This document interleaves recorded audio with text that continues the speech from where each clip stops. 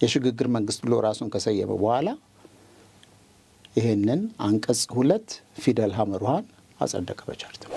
ስለዚህ ስትራቴጂካሊ ሌላው የማባላት የማፈራረስ ስራ በይደር ይቆይና በጫካ ህግ ብቻ ሳይሆን እሱ ራሱ ይቺ ሀገር መገንጠል አለባት፣ ይሄ ክልል ኤርትራ የምትባል ክፍለ ሀገር መገንጠል አለባት ብሎ የተዋጋ አካል ነው አዲስ አበባ ገብቶ መንግስት ነኝ ብሎ እንደገና ያንን የመገንጠል ነጻነት ወክና ይሰጣል።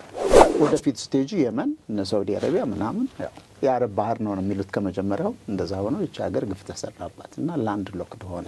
ሰላማችን መጥፋት ለዚች ሀገር ያለ መረጋጋት መንስኤው እነሱ ነው። የኤርትራና የትግራይን ቀጣይነት ለማረጋገጥ መጀመሪያ ኢትዮጵያን ማፍረስ አለብን ብለው ካፋቸው የሚያወጡት ቃል ስትሰማ የሚፈልጉት ከተሳካ በኋላ ቲፒኤልኤፍን የማይመቱበት ምክንያት የለም። ይመቱታል ኖ ዳውት። ህልውናውን የመንግስትንም የሀገሪቱንም ለአደጋ የሚያጋልጥ ድርጊት በመሆኑ እጅግ ፈጣን እርምጃ ሊወስድ ይችላል፣ መብቱ ነው። የዚህ መንግስት የዚህ ፌደራል ስቴት አንድ አካል ከሆነ ግንቦት ሃያን እንዴት አከበረ ቲፒኤልኤፍ? በሁሉም ክልሎች አይከበርም አይደል እንዴ?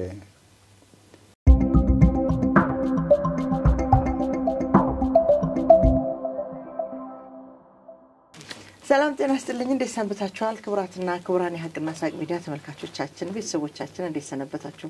ለዛሬ አንድ እንግዳ ጋብዣለሁ። እንግዳዬ አቶ ያለው አክሊሉ ይባላል።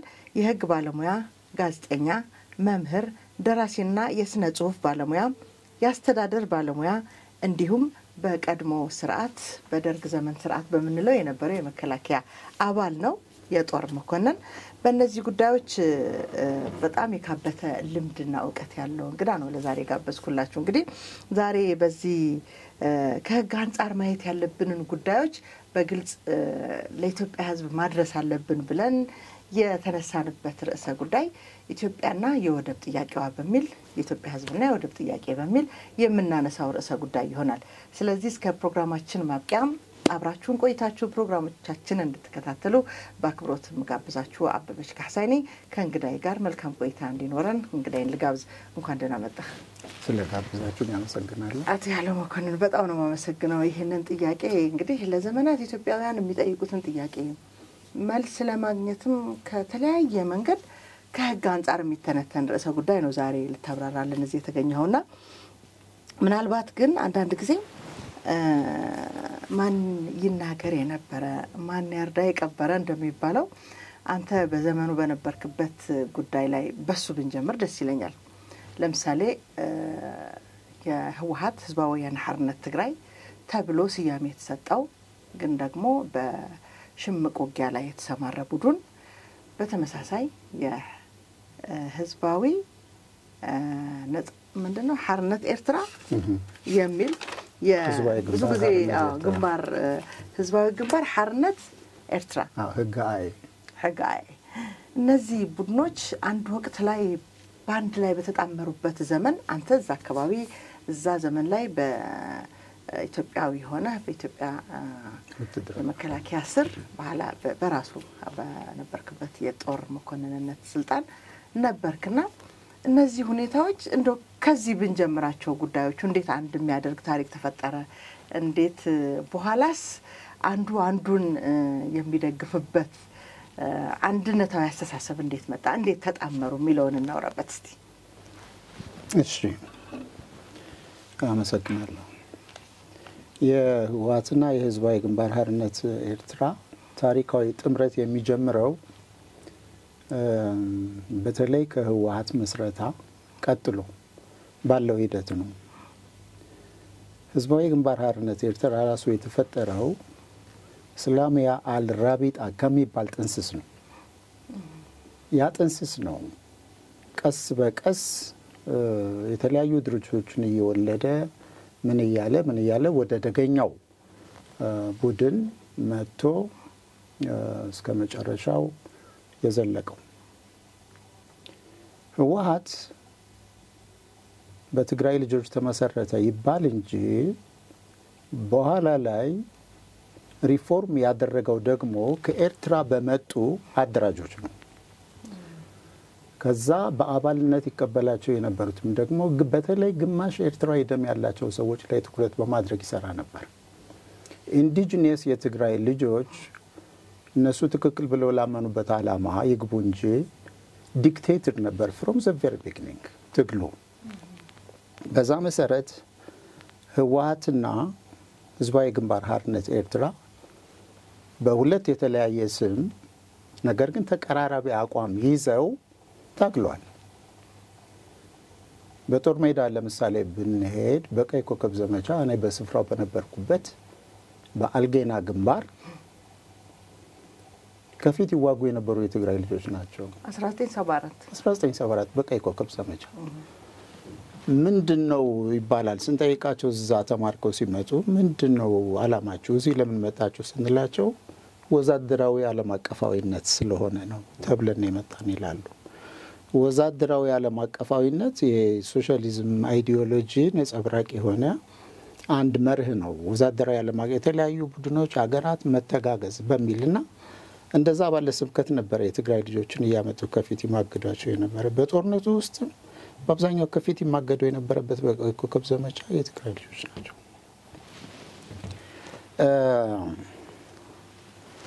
ወደ አመራሩ ከመጣንም እስካሁን ድረስ ህወሓት በሚባል ድርጅት ውስጥ በአመራር ላይ ተቀምጠው ያሉ በዛ ሀሳብ ያደጉ በህዝባዊ ግንባር ሓርነት ኤርትራና ተቀርጾ በተሰጣቸው የፖለቲካ ፕሮግራም የታነጹ ለዛ ከፍተኛ አፍቅሮት ያላቸው ሰዎች ናቸው ዛሬም በአመራር ደረጃ ላይ የሚገኙት። ስለዚህ ስሜታቸው፣ አመለካከታቸው ለዚች ሀገር ያላቸው ቅኝት ከዛ ይወጣ አይደለም። በወቅቱ ህዝባዊ ግንባር ሓርነት ኤርትራ በፕሮግራሙ ላይም የኤርትራን ነጻነት ደግፎ ያሰፈረ ድርጅት ነው። የኤርትራን ነጻነት ልብ አድርጊ። ከዛ በኋላ በሽግግር መንግስት ምን ተከተለ የሚለውን እናየዋለን እና ተቀብሎ ነው የመጣው። ከመጀመሪያው ሁለቱም በኢትዮጵያ ጥላ ስር ነው የነበሩት። ያኔ ድርጅቱ በኢትዮጵያ ዓላማቸው የተለያየ ነው ይባል እንጂ ሁለቱም ለአንድ ዓላማ ተዋግተዋል። ህዝባዊ ግንባር ሓርነት ኤርትራ ለራሱ ዓላማ ታግሏል። ቲፒኤልኤፍ at the same time ለኤርትራ ነጻነት ታግሏል። እነዚህ ድርጅቶች ናቸው በኋላ እንግዲህ ደርግን ጥለው ወደ ስልጣን የመጡት። ይሄ ቁርኝት አሁን የተጀመረ አይደለም። ከመጀመሪያው ለአንድ ዓላማ ታግለዋል። ይሄው ነው መሰረቱ። አንድ ወቅት ላይ አሞራው የሚባል ታጋይ የተሰራለትን ዶክመንተሪ ያየን ነበር እና ስለ ኤርትራ ነጻነት ከአንድ የተንቤን ገበሬ የተነገረ ቃል በትክክል ምን ያህል እሱ ለትግል ከመጣበት ዓላማና እዛ ማሰልጠኛ ከገባ በኋላ የተነገረው እውነት በምን ያህል ርቀት የኤርትራን ነጻነት ለማስፈጸም እንደሄደ ያመለክታል።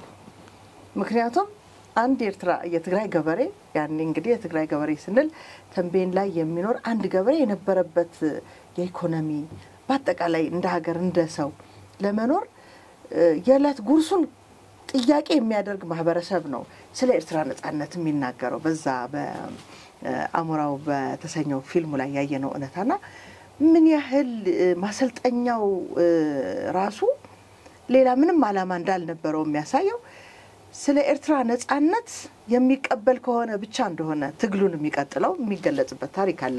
በደንብ እናውራው። ምናልባት የተማረኩ ቅድም የነገርከን ምንድነው በዓለም አቀፋዊ ወዛደር በሚል መጥተው ግን ደግሞ ወደ ጦርነት የሚሰማሩ የትግራይ ተወላጆች ተሳተፉበት ነው። እዛ ላይ በደንብ ብናወራበት ደስ ይለኛል። ስለዚህ ጉዳይ ምንም የሚያጠራጥር አይደለም እኮ ኢንዲጂነስ የሆኑ የትግራይ ተወላጆች ቅሬታ ነበራቸው from the very beginning።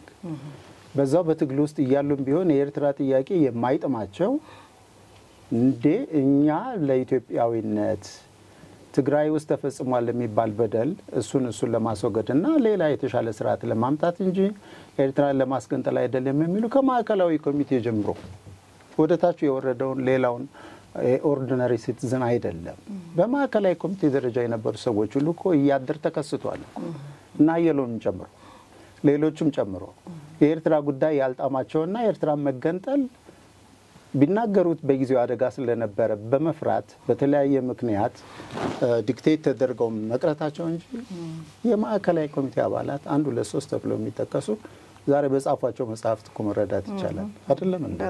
ጽፏል ብዙዎቹ ነገሮች እና ያ ቅሬታ በተራው ሲቲዝን ብቻ አይደለም በአመራር ላይ የነበሩ የህወሓት ሰዎች ራሳቸው በዛ ይታመሙ ነበር ነገር ግን ተይዘዋል ታስሯል ህወሓት እስረኛ ድርጅት ነው ከመጀመሪያው የታሰረ ነው ስለዚህ ያ ቁጥጥር አለ ያጠፋቸው ነበር በተለያየ መንገድ ያጠፋቸው ኢንዲጂነስ የሆኑ የትግራይ ልጆችን ትክክለኛ አቋም የሚይዙትንና በተለይ በኤርትራ ጉዳይ ጥርጣሬ ያላቸው ተብሎ የሚገመቱ ሰዎችን ያጠፉ ነበር እና ይሄ እንዳልሽውም በተራው አርሶ አደር ብቻ ሳይሆን በመላው የትግራይ ህዝብ ዘንድ ነው መላው የትግራይ ህዝብ ስለ ኢትዮጵያ የምታስተምሪው ህዝብ አይደለም ስለ ኢትዮጵያዊነት የትግራይ ህዝብ ነውር ነው የትግራይን ህዝብ ስለ ኢትዮጵያዊነት ማስተማርና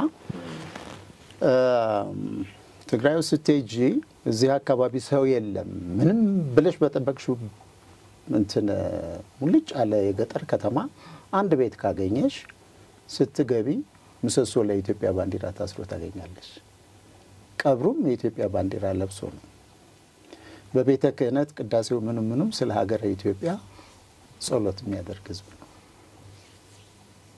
ያንን ህዝብ ነው ፖሊስ ተደርጎ ባስተሳሰብ በምን የኤርትራን መገንጠል እንዲደግፍ ያደረገው ህወሓት ራሱ ነፃ ድርጅት አይደለም እንደተነጋገር ነው እስረኛ ድርጅት ነው ሲጀመር ጀምሮ አድርግ የሚባለውን የሚያደርግ ከተፈቀደለት መስመር ከወጣ ያግለሰብ አድራሻው የማይታወቅበት ድርጅት ነው እና ያሞራው ብቻ አይደለም ያሞራው ብቻ ሳይሆን ከማዕከላዊ ኮሚቴ አባላት ዛሬ የሚያወጣቸው መጽሐፍት ማየት ይቻላል እዛ ውስጥ የሚያሰፍሩትን ነገር ብዙ ነገር ማየት ይቻላል እንደዛ መልካም እንግዲህ ሁለት በበረሃ ላይ የተመሰረቱ ድርጅቶች አብረው ተባብረው ያው የነበረውን ስርዓት ገርስሰው ወደ ስልጣን ማማ መጡ ከዛ በኋላ የሚቀጥለው እንግዲህ የሽግግር መንግስት ነው የሽግግር መንግስቱ ተልእኮና ተግባራቱ እንዴት ነበሩ መልካም ሁለቱም ታገሉ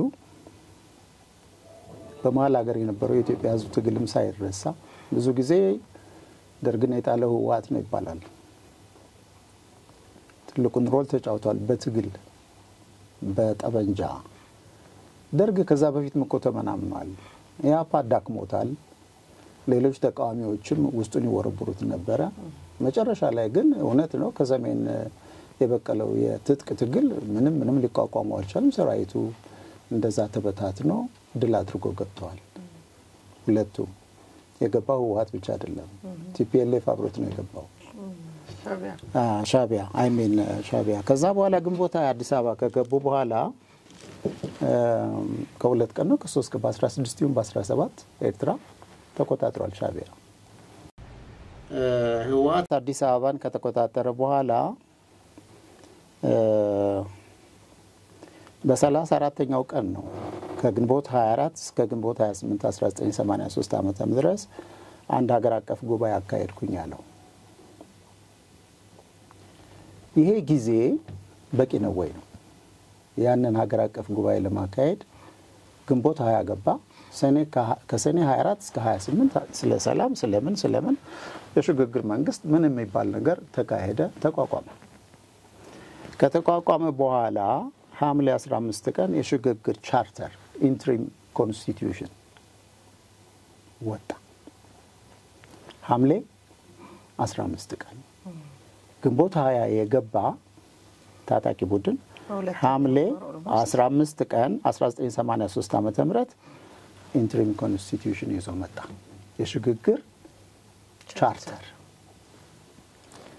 የቻርተሩ ዋነኛ ግብ ከእንትኑ ላይ የተወሰደ ነው the realignment of provisional boundaries on the basis of ethio-linguistic identity ነሚለው ኢትዮጵያ የ3 የ4 የ5 ሺህ ዘመን አመት ያላት ሀገር ነች ታሪክ የተለያዩ መንግስታት ተስተናግደዋል ቲፒኤልኤፍ ወይም ኢህአዴግ አዲስ አበባ በገባ ጊዜ ቀደም ሲሉ የነበረው የመንግስት መዋቅርና ስርዓተ ማህበር በቋንቋ ላይ የተመሰረተ እንዲባላ ከላል ላይ የቆየ አልነበረም all of a sudden ግንቦት ላይ የገባ ይሄን ኢንትሪም ኮንስቲቲዩሽን አዋቅሮ ይሄን እርምጃ መውሰድ ነበረበት እውነት ለመናገር ምንድነው ጥድፊያው? ምንድነው ሩጫው? 2 ወር ባልሞላ ጊዜ ውስጥ ባጭር ጊዜ ውስጥ ይሄን ሪያል ላይን የሚያደርግ እንደተናገርነው በእንትን ላይ የተመሰረተ በኤትኖ ሊንጉስቲክ ላይ የተመሰረተ ስርዓት አዋቀረ። ኢትዮጵያ ውስጥ ማለት ኢትዮጵያ አዲስ አበባን ከተቆጣጠሩ በኋላ የተካሄደ ጥናት የለም፣ ምንም ነገር የለም። ሩጫው ነው። ይሄ ጊዜ በቂ ነው ወይ? ስንት የተለያዩ ስርዓት ስታብሊሽ አድርጋ ሲገዛ ሲተዳደር የነበረ ሀገር በ2 ወር ውስጥ እዚሁ ስትከቹ ሊፈጠር የሚችለውን ሜስ አስቢው፣ ኪዮሱን አስቢው። ስለተፈለገ ነው ያይተደ። ስለዚህ ተሰርቶ አልቆ የመጣ ነገር ነው። ሬድ ሜድ ነው። ማን የሰራው? ቲፒኤልኤፍ እና ሻቢያ ናቸው የሰሩት። ጥድፊያው ለምንድን ነው? ለኤርትራ ነጻነት እዚህ የተረጋጋ ሰላምና ማስተዋል እንዳይኖር ኪዮስ መፍጠር ነው። ያለ አንሬስት ፐብሊክ አንሬስት መፍጠር ነው። ያንን አደረጉ። በዚህ መሰረት ህወሓት አከታትሎ በሀገሪቱ ሊሰራ ያቀደው መዳረሻ የሚያሳካ አንቀጽ በቻርተሩ አንቀጽ 2 ሐመሯ ላይ ያሰፈረ። የቻርተሩ አንቀጽ 2 ሐመሯ ላይ ያካተተ ምን የሚል?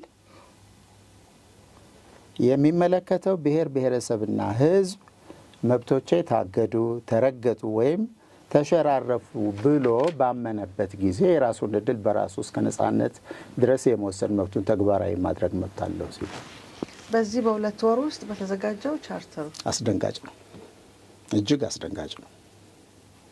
ያልተረጋጋ ከጫካ የመጣ ከኢትዮጵያ ህዝብ ጋር በብዙ ልዩነቶች የቆመ ያንን ስታብሊሽ ተደርጎ የኖረ ስርዓት ሁሉ አፈራርሶ ያንን አንሬስት እና ኪዮስ የፈጠረ መንግስት የሽግግር መንግስት ብሎ ራሱን ከሰየመ በኋላ ይሄንን አንቀጽ 2 ፊደል ሐመሩሃን አጸደቀ በቻርተሩ። ምን ብሎ? እስከ መገንጠል ማንም። ይሄ ምን ማለት ነው? ሀገራት በ2 ወር ውስጥ ብቅ ባለ ጠበንጃ አንግቦ አዲስ አበባ በገባ ኃይል በፈጠረው ጽሁፍ ኢትዮጵያን የምታክል ታላቅ ሀገር መገንጠል የሚፈልግ መገንጠል እንደፈለጋችሁ ነው ባሉ ምንድን ነው? ከህግም ከፍትህም ከሞራልም ከጀስቲስ ምን ማለት ነው? ያንን ያደረገ ስልጣን ሰጠ። ኢንትሪም ገቨርንመንት፣ ትራንዚሽናል ገቨርንመንት።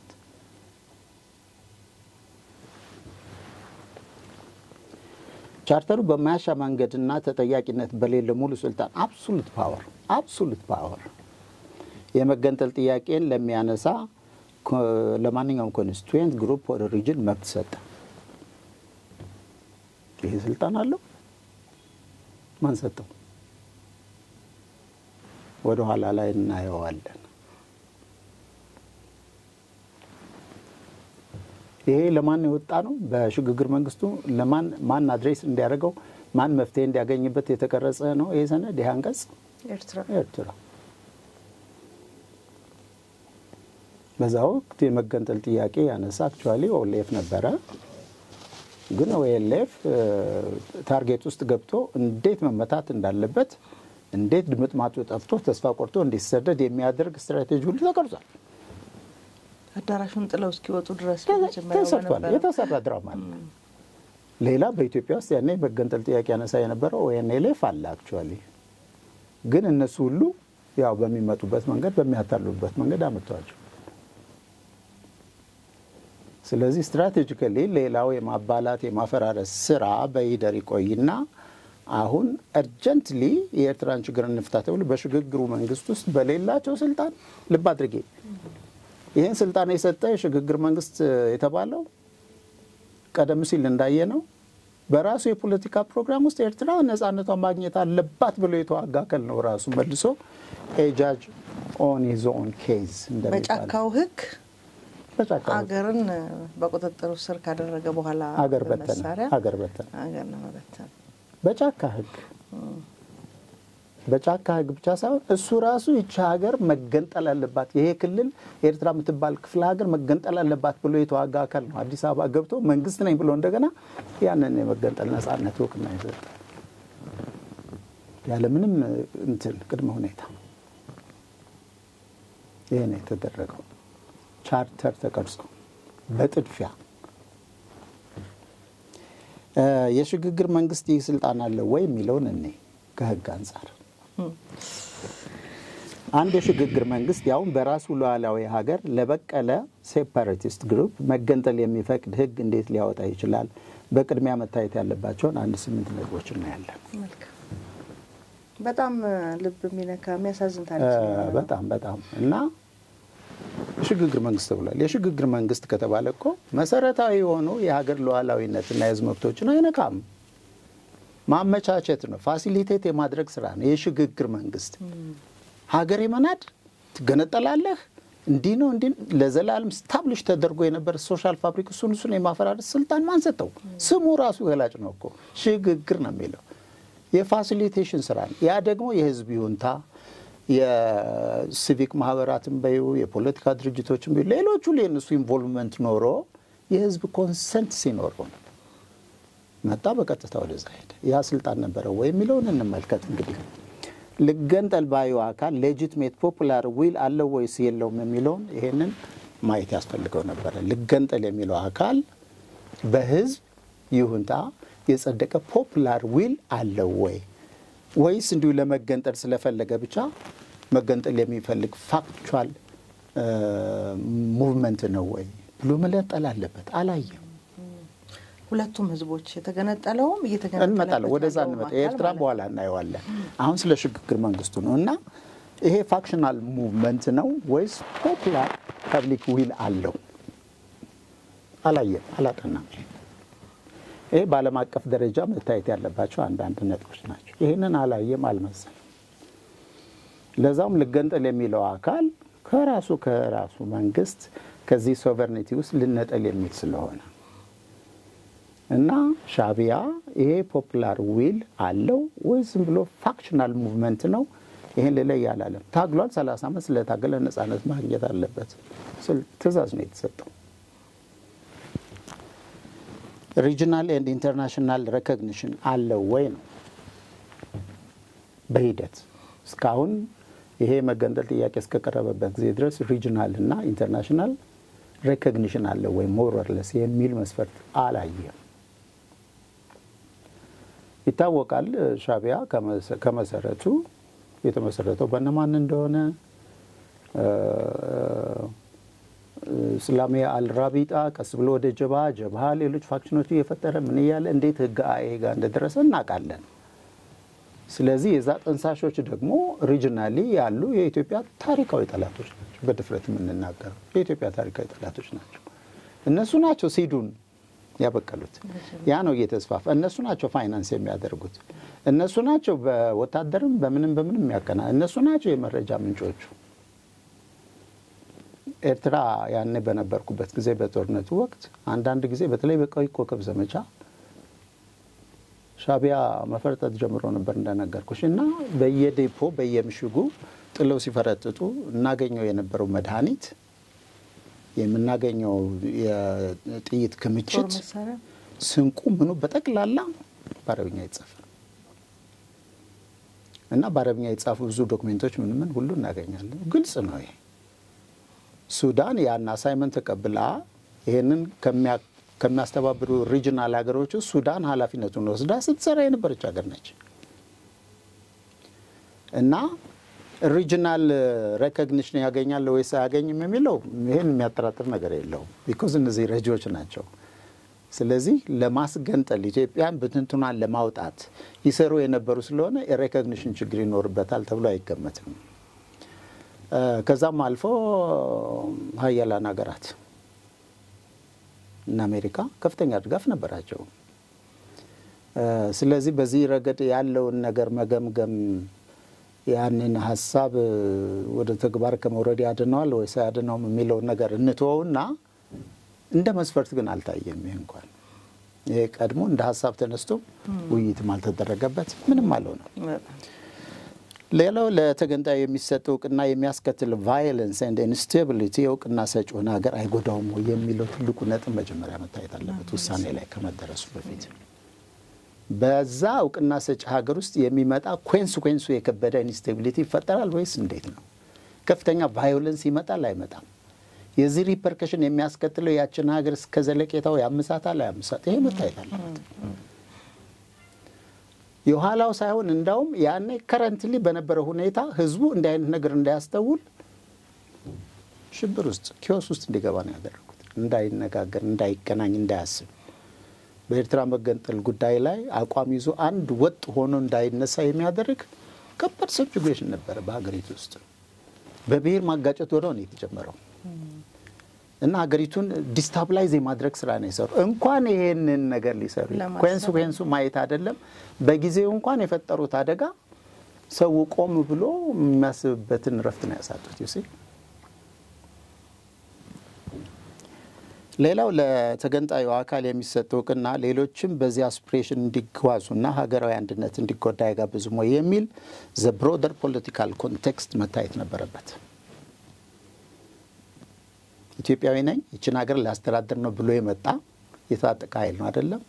ዘ ብሮደር ፖለቲካል ኮንቴክስት ምንድነው? ይሄንን አስፒሬሽን ተከትሎ በዚህ ሀገር ውስጥ ሌሎችም ይሄን ያቀነቅናሉ ወይ ያንን ኮንሲኩዌንስ አያስከትልብኝም ወይ ብሎ አልገመተም።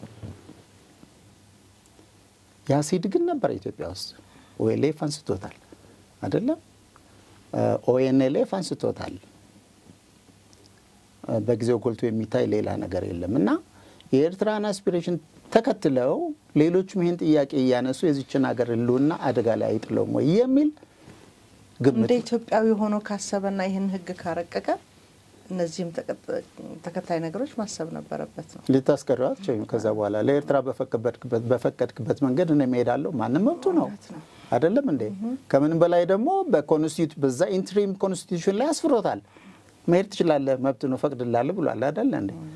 እንደዚህ አይነት ኪዮስ ውስጥ ነው የከተታት ሀገሪቱ። ሌላ መገንጠል በባህሪው አውቶማቲክ አይደለም። በየደረጃው ሊፈጸሙ የሚገባቸው ግዙፍ ተግባራት አሉ። ተገንጣዩ አካል በቅድሚያ በራሱ ውስጥ ሆነ እውቅና ከሚሰጠው ሀገር ጋር ኔጎሺዬት አድርጓል ወይ? አንድ አውቶማቲክ አይደለም የመገንጠል ጥያቄ። መገንጠል ጥያቄ የቀረበ ኦኬ ፈቀድኩልህ ጎን አይባልም። አውቶማቲክ አይደለም። የሚጠይቃቸው ቅድመ ሁኔታዎች አሉ። አንደኛ ኔጎሺዬሽን ነው። ከማጋ እገነጠላለሁ ከሚለው ሀገር ጋር ለሪፈረንደም የሚያስገድድ ሁኔታ ተፈጥሯል ወይ? ይሄ መታየት አለበት በእርጋታ። ሁኔታዎችን ፈር የሚያስይዙ ሊጋል ኤንድ ፖለቲካል ስትራክቸርስ ተገንብተዋል ወይ? የለም። ሻዕቢያ አስመራ ስልጣን ያዘ። ከዛ በኋላ ይሄንን ሊያመቻች የሚችል ሊጋል ኤንድ ፖለቲካል ስትራክቸር አልፈጠረም። ህዝቡ ሆ ብሏል። ኢሞሽናል ሆኗል። አልተረጋጋም። ምንም የተባለ ነገር የለም።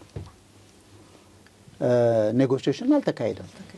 ምንም የተካሄደ ነገር ምንድነው ያለው? ተፈራርሞ በመጡበት በዛ በጫካው ህግ መሰረት እኔ እዛ እገባለሁ አንተ እዚህ ትገባለህ፣ አውቶማቲካሊ ስልጣን እሰጣለሁ፣ ያንን የሚያመቻች ኢንትሪም ኮንስቲቱሽን ጽፋለሁ፣ ቻርተር ትሄዳለህ። ይሄን ሁሉ የምናነሳው ለምንድን ነው? ምን ያህል ግፍ እንደተሰራባት ይች ሀገር ለማሳየት ነው። ሌላ የመገንጠል ጥያቄዎች ለማስተናገድ የወሰነው መንግስት ውሳኔው የተገንጣይ አካልና የእውቅና ሰጪውን ህዝብ ይሁንታና መብት ከማስከበር ውጭ ራሱ የመገንጠሉን ጥያቄ ፕሮሞት ከማድረግ የጸዳ ነው ወይ? በዚህ አግባብ የሉዓላዊ ሀገር ህዝብ ድምፅ ተሰምቷል ወይ? እሱ ራሱ ማን ነው? መንግስት ሬፈረንደም የጠየቀ የመገንጠል ጥያቄ ያነሳ አካል ካለ ምንድነው መሆን ያለበት? ፍጹም ገለልተኛ ነው የሚሆነው። ገለልተኛ ሆኖ ያንን ስልጣን ለማን ነው የሚሰጠው? ለህዝቡ ነው የሚሰጠው። እገዛለሁ አስተዳድራለሁ ለሚለው ህዝብ ነው የሚሰጠው።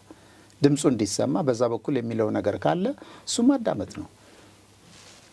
ይሄ ትልቅ ሪኳየርመንት ነው። ገለልተኛ ነው መሆን ያለበት። አስገንጣይ የሚባለው ቃል እኮ በጣም ገላጭ ነው። በጣም ገንጣይ አስገንጣይ የሚባለው እኮ እነዚህ ነገሮች ዲፋይን ዲስክራይብ የሚያደርግ ነው።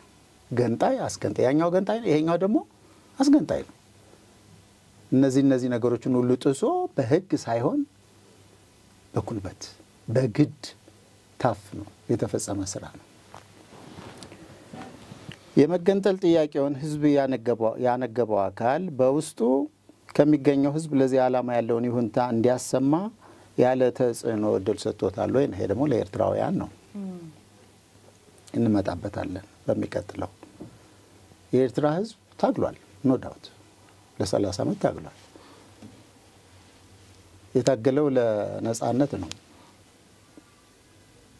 ለነጻነት ታግያለሁ የሚለው የፖለቲካ ድርጅቱ ነው። በህዝቡ ውስጥ ስላለው ስሜትና መገንጠልን እንዴት ህዝቡ ያየዋል እንዴት ኢንተርቴን ያደርጓል የሚለው ግን ግምት ውስጥ አልገባም። ጥናትም አልተካሄደም። ምንም የተካሄደ ነገር የለም። እኔ ከኢትዮጵያ ጋር እኖራለሁ። ችግሬ የፍትህ የዲሞክራሲ ስርዓት ነው። ስለዚህ ኢትዮጵያውያን ነበሩ አለነግርሽ ነው እኮ። ስለዚህ ከዛ በመለስ ያሉትን አማራጭ ወይ እንጂ ከኢትዮጵያ ጋር ልገነጠል አልችልም የሚል ህዝብ አለ የለም የሚለው መታየት ነበረበት። ይሄ ደግሞ ወደ ኋላ ከሄድሽ ኢትዮጵያ ከአብሞት የሚባለው ኢትዮጵያ ከአብሞት ኢትዮጵያ ወይ ከአሞት ብሎ ታግሏል። እንኳን ከኢትዮጵያ ጋር ሳይለያይ ይሄን ችግር የተፈጠረበት ህዝብ ይቅርና በሬፈረንደሙ ጊዜ የለም እኛ ከኢትዮጵያ ጋር ነው የምንሞተው ኢትዮጵያውያንን ብለው የታገሉ ኤርትራውያን ያኔ እንኳን ነበሩ። እንደዛ አይነት ስሜት እንዲፈጠር ስላልተፈለገ በቀጥታ ተቀበል ነው የተባለው ኤርትራ ህዝብን ቢሆን። መጨረሻ ላይ ላነሳ የምፈልገው እውቅና ለመስጠት የሚፈልገው ሉዓላዊ ሀገር ውሳኔውን ሲደግፍ በገዛ ሀገሩ ላይ የታሪክ፣ የዲፕሎማሲ፣ የፖለቲካ፣ የኢኮኖሚ፣ የወታደራዊ ደህንነት ስጋትና ጂኦፖለቲካዊ ኪሳራ የሚያስከትል አደጋ ያጋጥመኛል ወይስ አያጋጥመኝም የሚለውን በትኩረት ማየት ነበረበት። ያነሳናቸው ነገሮች ግን በሙሉ በኢትዮጵያ ውስጥ አልተደረገም። ተከሰቱ እንጂ ጥናቱ አልተደረገም። በኋላ መነበትም የተሄደ ርቀት የለም። እንደውም ለሀገሩና ለህዝቡ ለኢትዮጵያ ሉዓላዊነት ከመጨነቅ ይልቅ ስለምትገነጠለው ሀገር ኃላፊነት ወሰደ። ኢትዮጵያ ኃላፊነት ወሰደ። ያ በመሆኑ በኢትዮጵያ ውስጥ ምን ደረሰ? የታሪክ ስብራት፣ የዲፕሎማሲ ኪሳራ፣ የፖለቲካ ውድቀት፣ የኢኮኖሚ ውድቀት፣ ግዙፍ ውድቀት፣ ወታደራዊ ደህንነት ስጋት ተከሰተ። እነዚህን ሁሉ አይቶ ለወደፊቱ ያጋጥማታል ወይ ሀገር አደጋ ላይ ልትወድቅ ትችላለች ብሎ አላሰበም፣ ሊያስብም አልፈለገም ፎርዛት ማተር። ስለዚህ እነዚህ ነገሮች ተከሰቱ ሆኑ። በጣም አስደንጋጭ የሆነው መጨረሻ ላይ ላንድ ሎክድ ሆነች ሀገር። ላንድ ሎክድ ሆነች። በነገራችን ላይ መጽሐፍ ነው እያነበብን ያለ ነው። እርግጠኛ ነኝ የኢትዮጵያ ህዝብ ይሄን ታሪክ እንደ አዲስ ያውቀዋል ስንል አሁን የደረሰብንን የኢኮኖሚ የቀጣይ ጉዳይ የደህንነት ምንላቸው ነገሮች ናቸው። ግን አሁን ላይ ካልቋጨናቸው ግን ምን ያህል ለወደፊቱም እንሄድበታለን ትውልድ ያለውን አደጋ እንዴት እንደሚያመላክትና በመጽሐፍ የተሰነደ ታሪክ እየነገርከን እንደሆነ መግለጽ ስለፈለኩ ነው። እና ከዛ በኋላ ይሄ የተፈራው ስጋት ሁሉ ሆነ። እኔ እንደው እንደዚህ ጋር አንድ የሚያመኝ ነገር አለ። በካርታ ላይ ስታዩ ቀይ ባህር ከላይ ግብጽ፣ የግብጽን ኮስታል ኤሪያዎች በሙሉ የሚሸፍን የባህር ይዞታ አላት ግብጽ ከላይ እስከ ታች። የሱዳንን ምንድነው የቆዳ ስፋት የሚሸፍን ሙሉ እንትን አለ ቀይ ባህር። እሱ በካርታ ያሳየነው እናወራበታለን። ወደ ታች ስትመጪ የኤርትራ ባህር ኤርትራ ተብላ እንደ ኤርትራ እንደ ነጻ ሀገር የተሰየመችው ኤርትራ ያ ካርታ ትክክል ነው ወይ? የኤርትራ ይዞታ ሆኖ ያንን ይዛ መሄድ ነበረባት ወይ? ኔጎሺዬሽን ያልኩሽ ቅድም ይሄ ነው። ኔጎሺዬሽን አልተካሄደም። ኔጎሺዬሽን ቢካሄድ ኖሮ ያንን ሁሉ የምታነሹ ነገር ነበርና ቀይ ባህር ይመጣና ኤርትራ ጋር ሲደርስ ኤርትራ እንደ ሀገር ነጻ ሆና መሄድ አለባት ተብሎ የተወሰነላትን ይዞታ እስከታች ድረስ የኤርትራ ግዛት ነው የተባለው እስኪያልቅ ድረስ ቀይ ባህር አለ።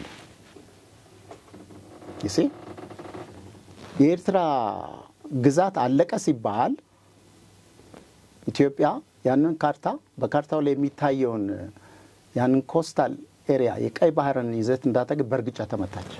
ይሲ ተመታችና ወደ ውስጥ ገባች። ወደ የብስ ተመታ። ኢትዮጵያ በዛ በኩል ያላት የየብስ ግዛት ሲያልቅ ጅቡቲ ጋር ሲደርስ ቀይ ባህር የጅቡቲ ሆነ። ያንን ካርታ በማይ ጊዜው ሊያመኛለን የምሬን ነው የምልሽ። ከግብጽ ከላይ ነው የምትነሽው። ከላይ ትነሽና ኢትዮጵያ ጋር ሲደርስ የኤርትራ ግዛት እንዳለቀች ሀገር ወደ ውስጥ ተገፋች። ከተገፋች በኋላ የሷ የድንበር ግዛቷ ሲያልቅ ጅቡቲ ጋር ሲደርስ እንደገና ያንን ባህር እንድትጠቀም ተደረገ። ይሄ ስትራቴጂካሊ ብዙ ዘመን ብዙ ደባ የተሰራበት ወደፊት ስቴጅ የመን እነ ሳውዲ አረቢያ ምናምን ያው የአረብ ባህር ነው የሚሉት ከመጀመሪያው እንደዛ ሆኖ ይቺ ሀገር ግፍ ተሰራባትና ላንድ ሎክድ ሆነች። ይሄንን ባህር ግን ከአክሱማይት ኪንግደም ጀምሮ ኢትዮጵያ ቀይ ባህርን የጓዳዋ ያህል ስትነሸነሽበት የኖረች ሀብት ነው ቀይ ባህር ማለት። አክሱማይት ኪንግደም ያው በሃይማኖት በምን በመጨረሻ ላይ በብዙ መንገዶች እየተዳከመ ሲመጣ ያዱሊስ የምናምን እስከ ላይ ድረስ ኢትዮጵያውያን መርከብ ጀልባዎች እስከ መስራት ድረስ ደርሰው ይዋኙበት የነበር ሀብታችን ነው። ይሲ በታሪክ ወደ ኋላ ስቴጅ ከአክሱማይት ኪንግደም ጀምሮ በታሪክ እንደ ድንገት ከዛ ባህር ጋር ድንገተኛ ግንኙነት እንዳለው ሀገር ዞር በይ ተብላ የተባረረች ሀገር ነው። ያሳዝናል። እነ ጅቡቲ ነፃ መንግስት ሆነው የቆሙት መቼ ነው? አሁን አይደለም እንዴ? በደርግ ጊዜ አይደለም? ግን ከነምኑ ነው የሄዱት? ባህራቸውን ይዘው ነው የሄዱት። ይቺ ቀይ ባህርን ከራስ ካሳር እስከ ዱሜራ ለዛውም በዚህ ዘመን ከራስ ካሳር እስከ ዱሜራ የምንለው እኮ የቅርቡን ዘመን ነው። ከዛም ባለፈ ቀይ ባህርን ለረጅም ዘመናት ባለቤት ሆና የኖረች ሀገር ተገፍትራ ላንድ ሎክድ ሆነች። በሁለት ወር ውስጥ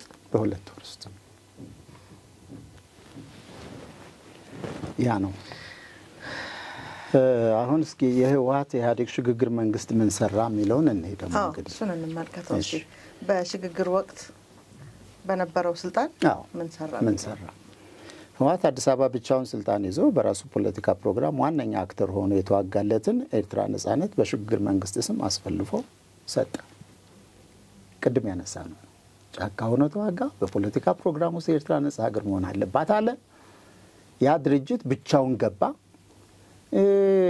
ሄደን ነው ምናምን የሚባሉ ሌላውን ታዩ። እነሱ ህልውና ነበራቸው ወይ ድምጻቸው ተሰሚ ነበር ወይ በኢህአዴግ ውስጥ ምናምን ዝምሱሱን እንተውና ገባ። እዚህ ከገባ በኋላ ራሱ ታገየለታለሁ ለሚለው ጉዳይ ዳኛ ሆኖ a judge on his own case ራሱ ባነሳው ራሱ በተከራከረበት ጉዳይ ዳኛ ሆኖ ፍርድ ሰጪ ሆኖ ለሽግግር መንግስቱ ተሳሹም ፈራጁም ተከራክረው ብቻውን በአንዲት ሉዓላዊት ሀገር ውስጥ በተቃውሞ ጎራ ተሰልፈው ሲዋጉ የነበሩ ሁለት ቡድኖች አስመራና አዲስ አበባ ተቀምጠው ውንብድና ፈጸሙ። ሀገር በተኑ፣ ሀገር ሸጡ። ኤርትራውያን ራሳቸው የመገንጠል ጥያቄውን አልመከሩበትም ያልነው ቅድም አፋር በቀይ ባህር ጉዳይ ላይ የማያቋርጥ ጥያቄ የሚያነሳ ህዝብ ነው። ለምን? በሶስት ሀገራት ውስጥ በሶስት መንግስታት ውስጥ ያለ ህዝብ ነው። በጅቡቲ ይኖራል፣ በኢትዮጵያ ይኖራል፣ በኤርትራ ይኖራል። በኤርትራ ከምጽዋ ጀምሮ ነው የሚኖረው። ከምጽዋ ጀምሮ ኮስታል ኤሪያው አለ አይደለ? እስከ አሰብ ድረስ እስከምትመጪ ድረስ አፋር አለ። ኢትዮጵያ ውስጥ አፋር አለ በስፋት፣ ጅቡቲ ውስጥ አፋር አለ። ስለዚህ የቀይ ባህር ጥያቄ ለአፋር ህዝብ የህልውና ጥያቄ ነው። የህልውና ጥያቄ ነው። እንዴት የህልውና ጥያቄ ሲባል በአፋር በቀይ ባህር ላይ ከማንም በላይ እኛ ባለመብት ነን ብሎ የሚያምን ህዝብ ነው የአፋር ህዝብ። ከዚ ህይወቱም ኑሮው ከባህሩ ጋር የተቆራኘ ስለሆነ በዚህ የተነሳ እንዳውም የአፋርን ግዛት እንመሰርታለን የሚሉ የፖለቲካ ድርጅቶች አልፎ አልፎ ይሰማሉ አይደለም? አፋር ነጻ ሀገር ሆኖ በሶስቱ መንግስታት ውስጥ ተበታትኖ ባህሉ ጠፍቶ እንደዚህ ሆኖ የሚኖር ስለሆነ የአፋር ነጻነት መከበር አለበት የሚሉ ናቸው። ምንን መሰረት አድርገው? ቀይ ባህርን። የአፋር ህዝብ አልተጠየቀም። በዚህ ጉዳይ ላይ አፋር ውስጥ ኤርትራ ውስጥ ኩናማ አለ። የኩናማ ህዝብ ማለት ደግሞ የኤርትራ ህዝብ ሲጨፈጭፈው የኖረ ኢትዮጵያዊ ስሜቱ ከፍተኛ የሆነ ባሬንቱ ኤርትራ ተይዛ አስመራ ከተማ በ1971 ዓመተ ምህረት በጠቅላላ ከአስመራ ከተማ በስተቀር ሁሉንም ይዞ ነበር ኤርትራ ሻዕቢያ በ1970 ዓመተ ምህረት። ባሬንቱን ግን አልያዛትም። ባሬንቱን መያዝ አልቻለም ነበር። በዛ አካባቢ የሚኖር የኩናማ ህዝብ ነው። ፍጹም ኢትዮጵያዊ ነኝ ብሎ የሚያምን ህዝብ ነው። አይደለም መገንጠል ሻቢያ የሚባል ሰራዊት ሲዋጋ ይኖር ነው እስከ መጨረሻው ጊዜ ድረስ እየተለቀመ ሻቢያ እየተዋጋ ይኖር ሲዋጋ ነው ይኖር እና ከኢትዮጵያ ሰራዊት ጎን ሆኖ በብዙ ነገር ሲተናነቅ የኖረ ህዝብ ነው። የአፋርን አንስተናል፣ የኩናማን አንስተናል፣ የብሌን፣ የሳሆ፣ ትግረ፣ ቤጃ፣ ናራ፣ ራሻዳን ብዙ ጊዜ እንትን የሚለብሱ ሙሉ እንትን ሃይማኖታቸው ወጣ ያለ ነገርና እነሱ ከበሳ ብለው የሚጠሩት የትግራይ ህዝብ ደግሞ በአካለ ጉዛይ ይኖራል። ሐማሴን ውስጥ አለ፣ ሰራይ ውስጥ አለ። ሰሜናዊ ትግራይንና የሰራይን ህዝብ፣ የሐማሴን ደጋ አውራጃ ህዝብ፣ የአካለ ጉዛይን ህዝብ በምንም አትለዩ፣ በምንም የምትለዩ አይደለም። እና ስሜቱ ሳይኮሎጂካል ሜካፑ የኢኮኖሚም የምንም ዝምድናው ተሳስሮ ሁሉ ከማጋ ነው ከትግራይ ጋር ተይዞ ታንቆ ተገዶ እንጂ እሱ የትግራዋይነት ስሜት ያለው ህዝብ ነው። በባህሉም በሃይማኖቱም በቋንቋውም በምኑም ወደ ሰሜናዊ ትግራይ የሚያደላ ህዝብ ነው። እሱ ሁሉ ተደፍጥጦ ነው ይሲ። ስለዚህ የትግራይ ህዝብ የኤርትራ ህዝብ ራሱ በጉዳዩ ላይ የመገንጠሉ አጀንዳ ባለቤት አልሆነ አይደለም። ድምጽም አልተጠየቀም። የኤርትራ ህዝብ ኢማጂን ኢትዮጵያ አይደለም የኤርትራ ህዝብ ምንድነው ለ30 አመት ተጋርለናል ስለሚሉት የፖለቲካ መሪዎቹ ቅጥረኞቹ ፎርዛት ማተር ሌላ ምንም አይደሉም። ይችን ሀገር ባህል አርባ ለማድረግና ከዛ በኋላም ደግሞ ሬስትለስሊ እየተጋደለች ብትንቱና እንድትወጣ የሚፈልጉ የታሪካዊ ጠላቶቻችን ቅጥረኞች ናቸው እንጂ ለኤርትራ ነጻነት ታግሏል። ዘበት ለኤርትራ ነጻነት ታግለው በ30 አመት ውስጥ አሁን የመጣው እውነት ያንን ያሳያል። እውነት ያንን ይመሰክራል። እሱን በመጠኑ እናየዋለን። ውጤቱ ሲገመገም ያሳያል። ከ5000 ዘመን በላይ እንግዲህ ያው ከአክሱማይት ኪንግደም ጀምሮ ያልነው ነው የኖረችው ኢትዮጵያ የሽግግር መንግስቱና ቲፒኤልኤፍ በፈጠሩት ሴራ የባህር በሯን አጣች። የባህር በሯን ተነጠቀች። የሽግግር መንግስቱ በቻርተሩ ሊያከናውን ከሚገባው ስልጣን አልፎ ነው ፎርዛት ማተር ልባርቂ እሱን ደግሞ እናነሳዋለን። በቻርተሩ ከተሰጠው ስልጣን አልፎ ነው የሰራው። ራሱ ከቀረጸው ቻርተር ስልጣን አልፎ ነው የሀገሪቱን አስተዳደራዊ ስርዓት አፈራርሶ የኢትዮ ኤትኖ ሊንጉስቲክ አድርጎታል። መሰረታዊ ያደረገ ሜጀር ሽፍት ማዋቀሩ ሳይንስ ኢትዮጵያ ህገ መንግስት ሳታጸድቅ የኤርትራ መገንጠል በግሎ ወስኖ እውቅና ሰጠ። ይሲ ግዛቱ ክልሉ ያስተዳደር መዋቅሩ ለ9 ነው የከፈለው አይደለ? እንደዛ ሆነ። በዛም ያ ሁሉ ሳይንስ ደግሞ ህገ መንግስቱም ሳይጸድቅ ምንም ሳይል እውቅና ሰጠ። በሽግግር መንግስት ወቅት እንቀጥል ለማስታወስ ብዬ ነው ተመልካቾቻችን በሽግግር መንግስት ወቅት የተደረጉ ነገሮች ምንድናቸው የሚለውን እያወራንበት ስለሆነ ነው። ትክክል ነሽ። እና ይሄ ሁሉ ሲሆን ደግሞ ያው ቅድም እንዳልነው የኢትዮጵያ ህዝብ እንዳይናገር በዚህ ጉዳይ ላይ ድምጹን እንዲያሰማ ኤክስትራ ጁዲሻል ኤክሲኪዩሽን ከህግ ውጭ ህገወጥ አፈና፣ ግድያ፣ አንሎፉል ዲቴንሽን እና ብዙ ሰብአዊ መብት የሚረግጡ ተግባራት ይደረጉ ነበር። ያ ዴሊበሬትሊ ለማፈን የተፈጠረ ነው።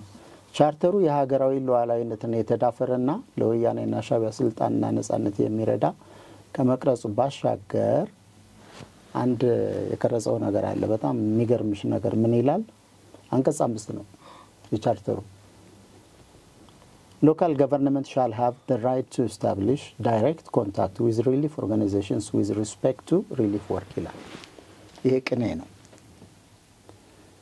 አንድ የሽግግር መንግስት 9 ክልሎችን አደራጀው ያለው አይደለ? ከማን ዳይሬክት ነው ያለው ልባርኪ ዳይሬክት ኮንታክት ከነማጋ ከመሰለው አገር ጋር ሽፋኑ ቅኔው ምንድነው ግን ለሪሊፍ አገልግሎት ከተባለ ማድረግ መመስረት ይችላል ማለት የሽግግር መንግስት ኢማጂን አይደለም። የሽግግር መንግስት የተረጋጋ ህዝባዊ የሆነ መንግስት እንኳን ይሄንን ነጻነት ለክልሎች ይሰጣል።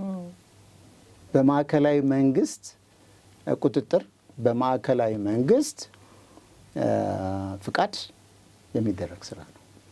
የሽግግር መንግስቱ ቻርተር ግን ሁሉም ክልሎች ከማንኛውም ሀገር ጋር ከማንኛውም አካል ጋር ዳይሬክት ኮንታክት መመስረት ይችላሉ ብሎ ነው ያዘው። እኩል ስልጣን አላቸው እያለ ነው። ያ ለምንድን ነው? አንደኛ እኩል ስልጣን፣ ሁለተኛ እንትኑን ለማመቻቸት ነው የመገንጠል ስራው። ፋሲሊቲ ምናው የነጻ ሀገርነቱ ምኑ አለ አይደለ? ያንን ከነሱ ከሚያምኑባቸው መንግስታት ጋር ዳይሬክት ኮንታክት ሰበቡ ሲፈጠር ምንድነው የሪሊፍ ስራ እየሰራ ነው ሊሉን ነው። ህገ መንግስቱ የፈቀደው ነው፣ ቻርተሩ የፈቀደው ነው ለማለት ቅኔ ነው ይሄ። ይሄን በምን ሰብስታንሺየት ማድረግ እንችላለን? ኤርትራን ከተቆጣጠረ በኋላ ሻዕቢያ የሱዳን ባለስልጣናት ዴይ ኤንድ ናይት ውላቸው የት ነበረ? አስመራ ነበረ። እና የአስመራ የህዝባዊ ግንባር ሓርነት ኤርትራ ባለስልጣናት ውላቸው የት ነበረ? ሱዳን ነበረ። የሚያመቻቹት ምኑን ነበረ? የሀገር መንግስት ምስረታ። ይሄ ለምን ሆነ የሚል ጥያቄ እንዳይነሳ ምን አሉ? ዳይሬክት ኮንታክት መፍጠር ይችላሉ፣ መብት ነው አሉ። የሽግግር መንግስት ማለት ሌላው የቻርተሩ ተቃርኖ አንድ በኔ አረዳድ በጣም የሚዘገንን የሚያሳፍርም የቻርተሩ መግቢያ ምን ይላል? ፓራግራፍ 4 5 6 እንዲህ ይላል። አንብብልሽ። እሺ ፕሪያምብሉ ነው የቻርተሩ ፍትሃዊ ሰላምን ለማምጣት ዴሞክራሲያዊ ስርዓትን ማወጅ አማራጭ የሌለው ግዴታ በመሆኑ ለዚህም ሲባል ባለፈው መንግስት የተቋቋሙ የመጨቆኛ ተቋሞችን በሙሉ ለባርክ በሙሉ ማፈራረስ የሚባል ቃሉ ራሱ ከባድ ነው። በሙሉ የምታፈራርሽው ነገር የለም። in the world ባለው ላይ ነው የምትገነቢው። ፕሮን የምታረጊውን የምትቀነጣጥሚውን የምትዩን ታራታስወግጃለሽ። ከዛ በኋላ ባለበት ላይ ትገነቢያለሽ። በሙሉ የኢትዮጵያን ህዝብ እንዳለ በሙሉ አጥፍተሽ በማግስቱ አዲስ ህዝብ ፈጥረሽ ታድሪያለሽ እንደማለት ነው። እሱ እንደማለት ነው። በሙሉ ነው የሚለው ቻርተሩ። በሙሉ ማፈራረስ ቃሉ ራሱ ይሁ ልባርኪ። ከዛ ከቻርተሩ ላይ ወሰድኩት ነው እንዳለ ከመግቢያው ማፈራረስ የተገፉትን ዜጎች መብቶች እና ጥቅሞች ከዛ በኋላ አዳምጪ የሚቀጥለው በህዝብ በተመረጠና ለህዝብም ተጠሪ በሆነ ዴሞክራሲያዊ መንግስት አማካኝነት ማስከበር ነው የሚለው።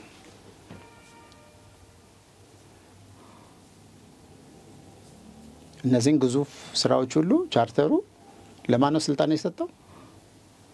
በህዝብ ለተመረጠና ለህዝብም ተጠሪ በሆነ ዴሞክራሲያዊ መንግስት አማካኝነት ለማስከበር ይሄ የሽግግር መንግስት ቻርተር ጸድቋል። ይሄንን ሁሉ ግዙፍ ስራ የሰራው ግን ማን ነው? በህዝብ የተመረጠና ለህዝብ ተጠሪ የሆነ መንግስት ነው አይደለም? የሽግግር መንግስት ስራውን ጨርሶ ነው እኮ ወደ ሌላ ታሪክ እንሻገራለን። እና እነዚህን ሁሉ ግዙፍ ተግባራት እንሰራለን ያለ መሰራት ይቀጥላል ያለ በማን ነው? በህዝብ በተመረጠና ለህዝብም ተጠሪ በሆነ ዴሞክራሲያዊ መንግስት ነው ያለው። ቲፒኤልኤፍ ዴሞክራሲያዊ መንግስት ነው ወይ? በህዝብ ተመርጧል ወይ? ተጠሪነቱ ለህዝብ ነበረ ወይ? አይደለም። ስሙ ራሱ የሽግግር መንግስት ነው የሚለው። እነዚህን ግዙፍ ሀገራዊ ጉዳዮች ሀገር እስከ ማፈራረስ ሀገር እስከ መበተን የመገንጠል ዕውቅና እስከ መስጠት ማን ሰጠው? ራሱ አይቻልም ያን ብሎናል አይደል እንዴ? ይሄ በህዝብ የተመረጠ መንግስት ስልጣን ነው አላለም እንዴ? እዚህ ላይ እኔ ብዙ ሰዎች ሲያነሱት አይቻልም። ምን አንደርስታንዲንግ የተበላሸ ከሆነ ታረማለሁ።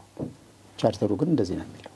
ይሄንን ከተደረገ በኋላ የሽግግር መንግስት እንደ መንግስት ራሱን ዕውቅና እንደተሰጠው በድምጽ በህዝብ እንደተመረጠ ይሄንን ሁሉ ስህተት ከሰራ በኋላ ደግሞ የኤርትራ ሪፈረንደም ቀጠለ። ነጻነት ወይስ ባርነት በሚል ርዕስ ኦኬ እሺ የኤርትራው ሬፈረንደም ተካሄደ። እንግዲህ ለሬፈረንደሙ ሁሉ ትልቁን ሮል የተጫወተው ማን እንደሆነ አይተናል። የኢትዮጵያ የሽግግር መንግስት አይተናል። ከነምኑ የህግ ድጋፍ ነበረ ወይ የተሰራው ሳቦታጁን ምኑን አይተናል። የኤርትራውን ሬፈረንደም ደግሞ ነይ በኤርትራ ከሚያዝያ 15 እስከ 17 1985 ነው የተካሄደው ሬፈረንደሙ። ሚያዝያ 15 እስከ 17 1985 ሬፈረንደም ተካሄደ። በህዝብ ውሳኔው ለመራጩ የቀረበለት ጥያቄ ሁለት ነው። ባርነት ወይስ ነጻነት? ይሄ ውሸት ነው፣ ስም ማጥፋት ነው፣ ፕሮፓጋንዳ ነው። ሬፈረንደሙን ቢሊትን ለማድረግ ለማሳነስ የተደረገ ነው እንጂ እንደዛ አይደለም የቀረበው ጥያቄ የሚሉ አንዳንድ እንትኖች ያለው ሰማለሁ ጽሁፎች። ነገር ግን ኦፊሻሊ የሚታወቀው እስከዛሬ ይሄ ነው አይደለም እንዴ? ባርነት ወይም ነጻነት የሚል ምርጫ እንዴት ይቀርባል የሚል ብዙ ትችቶች ነው ስናነብ ኖር ነው። ከዛ በኋላ የወጡ በኤርትራ በኩል ለምሁራን የሚያነሷቸው ኖ እንደዛ የሚል ጥያቄ አይደለም ያቀረበው ይላሉ። ግን ይሄ በዓለም አቀፍ ታዛቢዎች ፊት የታየ ነው በጊዜው ብዬ አስባለሁ። ፍሪደም እና ኢንስሌቭመንት ኦር ስሌቨሪ ነው በእንግሊዘኛው አይደለም እንዴ? ነጻነት ወይም ባርነት እንዴት ዲፋይን ይደረጋል? ፍሪደም በሬፈረንደም አንድ ሀገር ነጻነቴን እፈልጋለሁ ትላለህ ወይስ አትፈልግም ለሚል ሊቀርብ የሚችል ያለ መሆኑን እንመልከት። ዲፋይን እያደረገ ፍሪደም ከመገደድ ከጫና በጸዳ ሁኔታ መንቀሳቀስ ማለት ነው። the power of condition of acting without compulsion ያለ ማስገደድ ያለምና የፈለጉትን መስራት ማለት ነው። the quality of being free ፍሪደም ወይም ነጻነት በብዙ ዘርፎች የሚገለጽ ብሮድ ኮንሰፕት ነው። ፍሪደም ሲባል ብዙ ነው አይደለ እንዴ? ፍሪደም ከሰባዊ ተግባራት ጀምሮ በቡድንም በድርጅትም በምንም እንደዚህ በዚህ በኩል ያለ ፍሪደም ብለሽ በጣም ብሮድ ነው፣ በብዙ መንገድ የምትተነትኘው ነገር ነው። ሲያጠቃልሉት ግን ፍሪደምን ምን ያደርጉታል?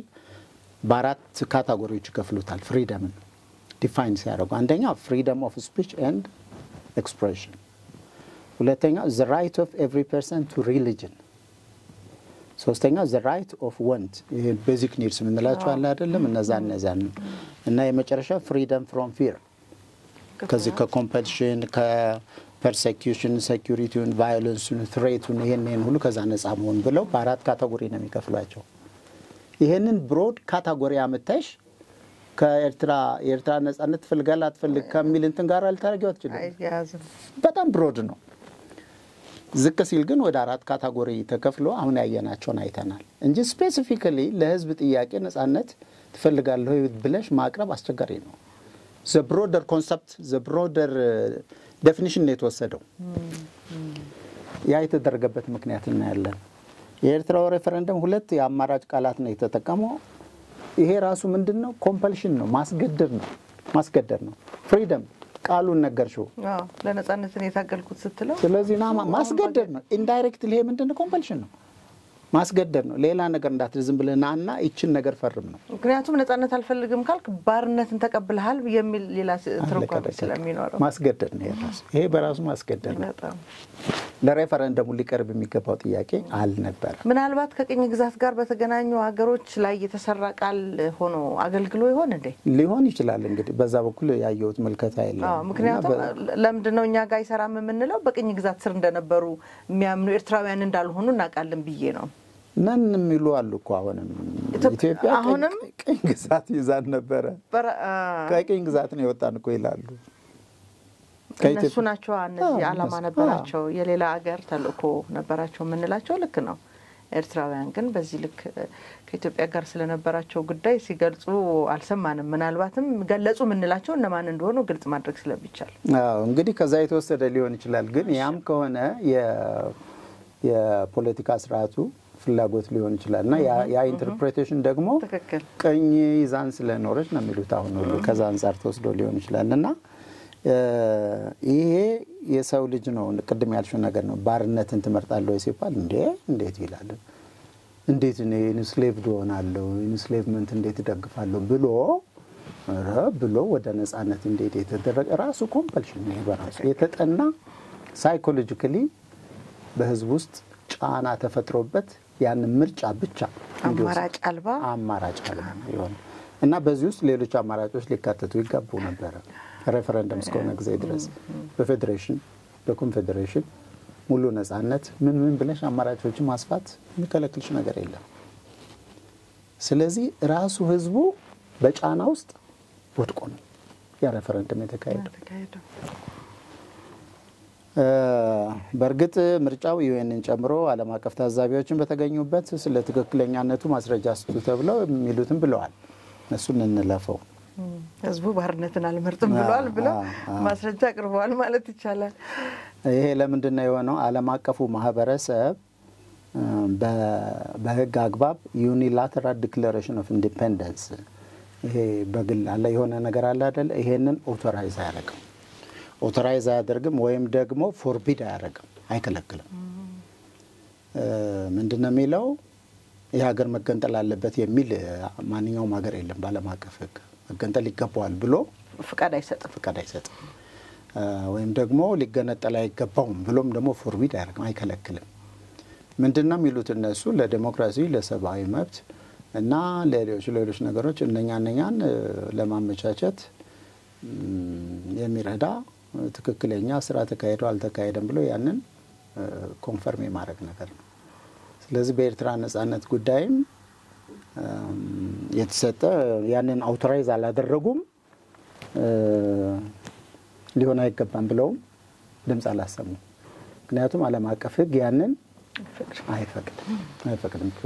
ዩኒላተራል ኢንዲፔንደንስ የራሳቸው ጉዳይ ስለሆነ እዛ ውስጥ ጣልቃ አንገባም ይታዘባሉ። ከታዘቡ በኋላ ግን ምርጫው ሂደቱ እንዲህ ነበረ ከማለት ውጪ ይሄም ቅኔ ነው እኮ ግን አይደለም? ይሄም ቅኔ ነው። የያዙትን ይዘው የሚፈልጉትን ፈልገው ያን ሁሉ ካሳኩ በኋላ እኛ እኮ የሚባል ነው። ሌላ ሂደቱ በሰላማዊ ስምምነት የሚካሄድ የመገንጠል ስርዓት ከሆነ አዲስቱ ሀገር በዓለም አቀፍ ህግ አግባብ የምትቆምበትን መንገድ ሬጉሌት አደርጋለሁ ባይ ነው። ይሄ ዓለም አቀፉ ሬጉሌት እናደርጋለን እንጂ ሌላ አይመለከትንም። ሬፈረንደም ከተካሄደ ከወር በኋላ ነጻነቷን እንዳወጀች በውጭ የሚኖሩ አያሌ ዜጎች ወደ ኤርትራ መጥተው ነበር። ወዲያው ነጻነቷን እንዳወጀች ገቡና ለኢንቨስትመንት ባለሀብት የሆኑ ኤርትራውያን ሁሉ እንደ ጉድ ገቡ ወደ ኤርትራ። እዛ ከገቡ በኋላ በጉጉት ነው የገቡት። አዝማሚያውን ሲያዩት ህገ መንግስታዊ ስርዓት የያዘ ሁኔታ ላይ ሞከሩ፣ ጠየቁ፣ ታገሉ ብዙ። አዝማሚያውን ሲያዩት በሙሉ ንቅል ብለው ነው ሄዱት። የኤርትራ የአዲሷ ሀገር ዲክላይን የጀመረው ምኑ ላይ ነው? እዛ ላይ ነው የጀመረው፣ ስደት። በጣም ወሳኝና ተጽዕኖ ፈጣሪ የሚባሉ ሰዎች ደግሞ በጣም አስከፊ ወደሆነ እስር ቤት ተወርውረው በዓለም አቀፍ ተጽዕኖ ሁሉ ነጻ ያወጡ ሰዎች እዛም የቀሩ ያሉበት የመጀመሪያው ታሪክ ነው። እግዚአብሔር ያሳይሽ። እና የኤርትራ ነጻነት ደስ ብላቸው የመጡ ከውጭ ያ ሁሉ ባለሀብት ምን ሲያየው አዝማሚያውን እነሱ ኢዝሊ ይረዳሉ። አዝማሚያ ይገባቸዋልና ህገ መንግስታዊ ስርዓት ምን በፍጹም እንደማይታይ እና የመጪው ጊዜ ብሊክ እንደሆነ ሲረዱ በሙሉ ንቅል ብለው ተመልሰው ሄዱ። እዛ ላይ ነው የጀመረው የኤርትራ ዲክላይን። የኢኮኖሚክ ባዩ የፖለቲካ ብሎ ዲክላይን ማድረግ የጀመረው የኤርትራ ጉዳይ እዛ ላይ ነው። ህገ መንግስት አጽድቋል እኮ ግን ይሄን ታውቂያለሽ አይደል? ህገ መንግስት ግንቦት 23 1977 ዓ.ም አጽድቋል። በሶስት ፒላሮች ያሉት ህገ መንግስት ዴሞክራሲ፣ ሶሻል ጀስቲስ እና ሩል ኦፍ ሎው። እነዚህ መሰረት ያደረገ ህገ መንግስት አጸደቅን ተባለ። ከጸደቀ በኋላ ግን ያንን ህገ መንግስት ዶክመንቱን ወስዶ ድሮወር ውስጥ ከተተው።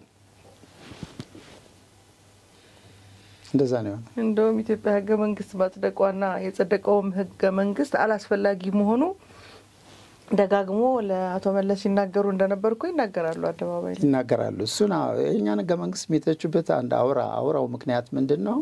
እሳቸውን ብቻ ነው የጠቀመው፣ ማንን ጠቀመው? እንደዛ ነው። እና ድሮወር ውስጥ ገብቶ ቀረ ሰውየው ድሮወር ውስጥ። ያንን አዩ። የኤርትራ ውድቀት ከዛ ነው የጀመረው። ስደቱም ምኑም በጠቅላላ የኢኮኖሚ ክስረቱም አምባገነንነቱም እና የዲሞክራሲ ስርዓት ደብዛው ጠፍቶ ኦቶሪቴሪያን መንግስት የነገሰው ከዛም ጊዜ ጀምሮ ነው። ከዛ በኋላ ስደቱ የምታውቂው ነው። ዛሬ ኤርትራ ህዝብ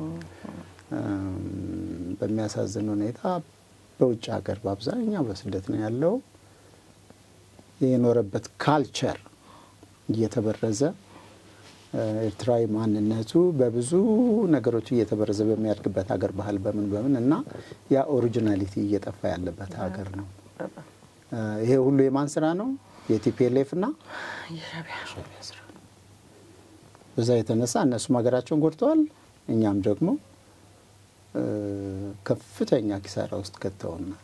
የወደብ ባለቤት እንዳንሆን በተለይ ኢትዮጵያ በሚሊዮኖች የሚቆጠር ህዝብ ይዛ ደሞም መብት ነው ብዬ ልጀምር ወደ ጥያቄ ልመጣ ስለሆነ ይሄን ነው ለኔር ነው ደጋግሜ ላለውና የባህር በር መብቷ በሆነው ሀገር ተቆልፎባት የኖረች ሀገር ናትና ያው ኪሳራው በሁለቱም ሀገሮች ላይ የደረሰ ኪሳራ ነው። ግን በራሳቸው ደግሞ የበረሃ አመራሮች ወይም የበረሃ ማጽዋን የደረሰ ችግር እንደሆነ በርግጥ ገብቶናል ሁላችንም።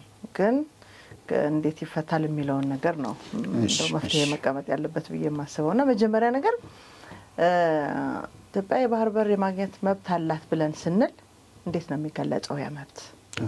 የትኛው አካባቢ ያለው የባህር በር ነው ቅድሚያ ተሰጥቶት መብቷ ነው የሚባለውስ? መልካም ያው ትኩረታችን ወደ ባህር በሩ ልንሄድ ነው። የባህር በርን ጥያቄ እነኚህ ሁለት አካላት በፈጠሩት ህገወጥ እና ጨካኝ ውሳኔ ብቻ ሀገር ላንድ ሎክዶና የባህር በር አጣለች። እንደው ከዚሁ ጋር አብረን ግን የምናነሳው ነገር ምንድነው? ያ ብቻ ሳይሆን ሰላማችን ለሰላማችን መጥፋት ለዚች ሀገር ያለ መረጋጋት መንስኤው እነሱ ናቸው። ምናልባት ተመልሰን ያችን ታነሳታለህ። አንድ ወቅት ላይ አቶ ኢሳያስ ሲናገሩ የሰማሁት ግብጽ እኛ እንድንገነጠል አልነበረም ያገዘችን ኢትዮጵያን እንድናፈራርስ እንጂ የሚል ቃል በቃል የተናገሩት ቃል አለ። እሱን እንዳስታውስ ፈልጌ ነው። ጭካኔው ከዛ ስለሚጀምር ኦብቪየስ ምንም ጥርጥር የለውም። የግብጾች በናይል ላይ ያላቸው አቋም ናይል ህይወታችን ነው የሚሉት። የግብጽ ስጦታ የፈጣሪ ስጦታ ነው የሚሉት ለግብጽ። ስለዚህ እንደዛ ስለሚሉ በናይል ላይ አሁን ኢትዮጵያ በተለይ ጠቅላይ ሚኒስትር መለስ በእውነት ለመናገር በአባይ ግድብ ረገድ የወሰዱት ኢኒሺዬሽን እና ግድቡ ዛሬ ለሚገኝበት ደረጃ መድረሱ ግብጾችን አሟቸዋል። አልጠበቁም። በፍጹም ይሄ ግድብ ተጀምሮ ምን ብሎ እዚህ ላይ ይደርሳል የሚል በህልማቸውም በሆናቸው የአረብ ምንድነው አረብ ስፕሪንግ በዛ ጊዜ እና እኛ የተጠቀምንበት ታይም እና ስልት የሚደንቅ ነው።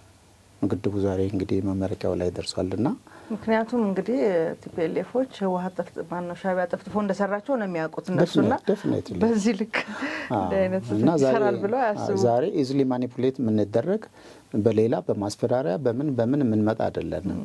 ትልቁ ስትራቴጂያቸው ምንድነው? ዛሬ ላይ እቺን ሀገር በትንትኗን ማውጣት ማዋጋት፣ ሬስትለስሊ በጦርነት እንድትጠመድ ማድረግ፣ ውስጧ በምንም አይነት መንገድ ሰላም እንዳገኝ ማድረግ ነው።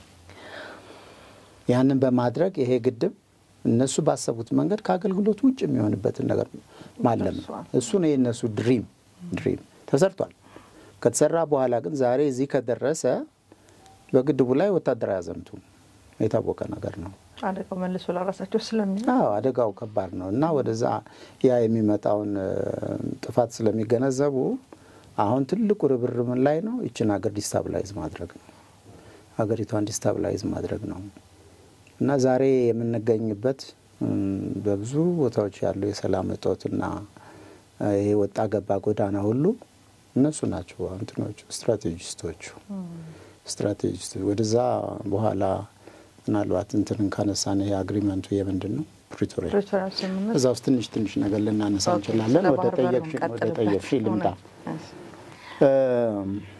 ኢትዮጵያ በዚህ ባህር ላይ ምን ያህል ተጠቃሚ ነበረች? ወደ ኋላ ሄዶ ከአክሱማይት ኪንግደም በፊት ጀምሮ የነበረው የተፈጥሮ ሀብታችን ነው። ባይዘው ተፈጥሮ ሀብታችን ነው። የባህር በር አክሰስ ይሰጠን ምን አይደለንም። ኢትዮጵያ ሀብታችን ነው። ተፈጥሮ ይሰጠን ሀብታችን ነው። የኢትዮጵያ ድንበር ቀይ ባህር ሆኖ ያሉላ ጥቅስ ነው እኮ ራሱ ቀይ ባህር የራስ ሉላ አባነጋ ጥቅስ ነው አይደለም? ዛሬ የተባለ አይደለም። የኢትዮጵያ የተፈጥሮ ድንበር ሆኖ ለዘላለም ይኖራል። ራስ ሉላ አባነጋ የተናገና የተፈጥሮ ሀብታችን የተፈጥሮ ድንበራችን ነው። ያንን ያጣነው ኤርትራ ስትገነጣ ኢትዮጵያ የባህር በር መዳረሻ እንዳይኖራት የተደረገ ጂኦፖለቲካዊ ሚስጥር ነው። እንዳይኖራት ተደርጎ ቅድም ያልነው ካርታው መመልከት ነው። ትክክል። ምንም ፖለቲካል አናሊሲስ አያስፈልገው፣ ምንም ሌላ ቋንቋ አያስፈልገው። ማንበብ መጻፍ የማይችል ሰው ካርታውን ከግብጽ ጀምሮ ያለውን በራስሽ ኮስት ላይ መጥቶ ኢትዮጵያ ስትደርስ ወደፊት ተገፍታ ተመታ ጅቡቲ ጋር ስትደርስ እሱን ብቻ ማየት በቂ ነው። እሱን ብቻ ማየት በቂ ነው። ቻገር የዚህ ሀገር የአካባቢ ጂኦፖለቲካ ኢትዮጵያን ከጥቅም ከህልውና ከምን ደቃ ዲስታብላይዝድ ሆና የሚመኙትን ለማድረግ የተፈጸመ ነው። የባህር በር እንድናጣ የተደረገበት ትልቁ ሚስጥር የባህር በር አጣሽ ማለት ኪሳራ ነው። ኢኮኖሚ ብቻ አይደለም፣ ዲፕሎማሲ ብቻ አይደለም፣ ወታደራዊም ነው። ህልውናሽን ማጣት፣ ስጋት፣ ሁሌ በስጋት መኖር፣ ገባሪ መሆን። ያ የተፈለገ የታቀደ ስራ ነበረ። ተፈጥሮ ሀብታችንን ያጣ ነው። በዓለም ላይ 44 ሀገራት አሉ ላንድ ሎክድ 44 ላንድ ሎክድ ሀገራት አሉ። የተወሰኑ ደግሞ ዳብል ላንድ ሎክድ የሚባሉ አሉ። 4 ይመስሉኛል። ዳብል ላንድ ሎክድ የኛ የኢትዮጵያ ነው። ዳብል ላንድ ሎክድ በሌላ ባህር አልባ ሀገር የተከበበ ማለት ነው። ደግሞ በመካከላቸው ምንም አይነት የባህር ምንም ነገር የሌለባቸው ምንም ከኮስታል ስቴት ጋር የማይገናኙ ማለት ነውና 44 ላንድ ሎክድ ሀገራት አሉ። ከ44ቱ 16ቱ አፍሪካ ውስጥ ነው የሚገኙት። 16 ሀገሮች አፍሪካ ውስጥ ላንድ ሎክድ ናቸው። በዓለም ላይ ትልቅ የቆዳ ስፋት ይዛ ላንድ ሎክድ የሆነች ሀገር ካዛክስታን ነች። በጣም ብዙ ህዝብ ይዛ በጣም ብዙ ህዝብ ከፍተኛ ፖፑሌሽን ኖሯት ላንድ ሎክድ የሆነች ሀገር ከዓለም ላይ ደግሞ ኢትዮጵያ ናት። ይሄ አያምም። የህዝብ ቁጥሯ በጣም ከፍተኛ ሆኖ ላንድ ሎክድ የሆነች በዓለም ላይ ኢትዮጵያ ናት።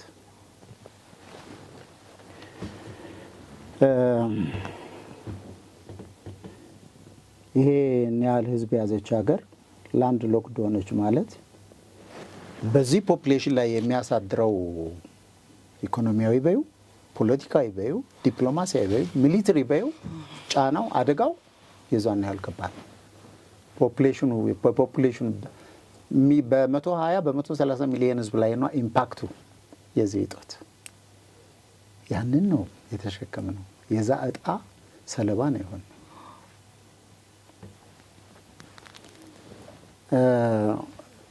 ይህን በተመለከተ የዓለም ሀገራት ላንድ ሎክድ ሀገሮች አደጋው ሰፊ ስለሆነ እንዴት ነው አክሰስ ቱ ሲ ሊኖራቸው የሚችለው የባህር በር ተጠቃሚ ሊሆኑ የሚችሉበት አማራጭ መንገድ ምንድን ነው የሚል 4 ዓለም አቀፍ ስብሰባዎች ተካሂደዋል ከዚህ በፊት። አሁን ያለው የዩናይትድ ኔሽንስ ሎ ኦፍ ዘ ሲ ከመውጣቱ በፊት ሌሎች 4 ሀገራዊ ዓለም አቀፍ ስብሰባዎች ተካሂደዋል። መጀመሪያ ቪየና ኮንግረስ በ1815፣ የማንሃም አክት በ1868፣ የባርሴሎና ኮንቬንሽን በ1921፣ አራተኛው የጀኔቫ ኮንቬንሽን በ1958 እና በ1965 ከተካሄደ በኋላ ነው ይሄኛው የዓለም አቀፍ ህግ አክሰስ ቱ ሲ ዩናይትድ ኔሽንስ ሎ ኦፍ ዘ ሲ እሱ ኮንቬንሽኑ የወጣው በኋላ ነው። እሱ የወጣው በ1982 አሁን በዓለም ላይ ያለው የምንጠቀምበት ማለት ነው። ይሄ ኮንቬንሽን ከ300 በላይ አንቀጾች አሉት። ዓለም ዛሬ እንደዚህ አክሰስ ቱ ሲ ለመጠቀም የሚያነሳው የባህር በር መብት የሚያነሳው እሱ ነው። ኢትዮጵያ ይህን ኮንቬንሽን አጽድቃለች፣ ፈርማለች። ከፈረመች በኋላ የፈረመችው በ1982 ዓ.ም ነው ኢትዮጵያ የፈረመችው። ከዛ በኋላ ራቲፋይ ማድረግ ያስፈልጋል። ራቲፋይ ያደረገችው የሚባል በ2012 ነው። ግን ይሄ ዶክሜንት ለዩኤን ሴክሬታሪ ጀነራል ዲፖዚት ተደርጓል ወይስ አልተደረገም ለሚለው መረጃ የለኝም። ግን አጽድቃለች የሚባል ነገር ነው ያለውና ስለዚህ ኮንቬንሽኑን እስከፈረመችና ካጸደቀችም ደግሞ በዚህ ኮንቬንሽን የመዳኘት ስልጣን አላት። 1982 ስንል እንደ አውሮፓ አቆጣጠር ነው። እንደ አውሮፓ አቆጣጠር። ስለዚህ ከኢህአዴግ ወደ ስልጣን ከመምጣቱ በፊት በነበረው ስርዓት ማለት ነው እንደዛው እና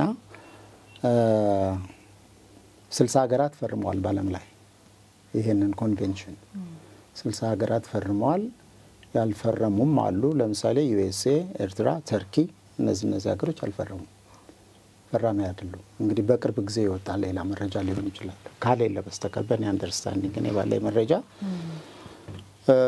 ኤርትራ ፈራሚ አይደለችም አሜሪካም እንደዚሁ አሜሪካኖች ምንድነው ለዚህ የሚያቀርቡት እንትን ኮንቬንሽኑ በደነገገው በሚላቸው ነገሮች በሱ ገቨርናን እንደረግም ነው እሺ ኮንቬንሽኑ ያወጣቸዋል ከ300 በላይ አንቀጾች አሉት እና እነሱ የኛ ናሽናል ኢንትረስት ያው ሀያል አይደሉ ናሽናል ኢንትረስታችንን ኢንክሮች የሚያደርግ ነገር ይኖረዋል ስለዚህ እኛ በዛ የሚል ነው ያው የሀያልነት እንትን ነው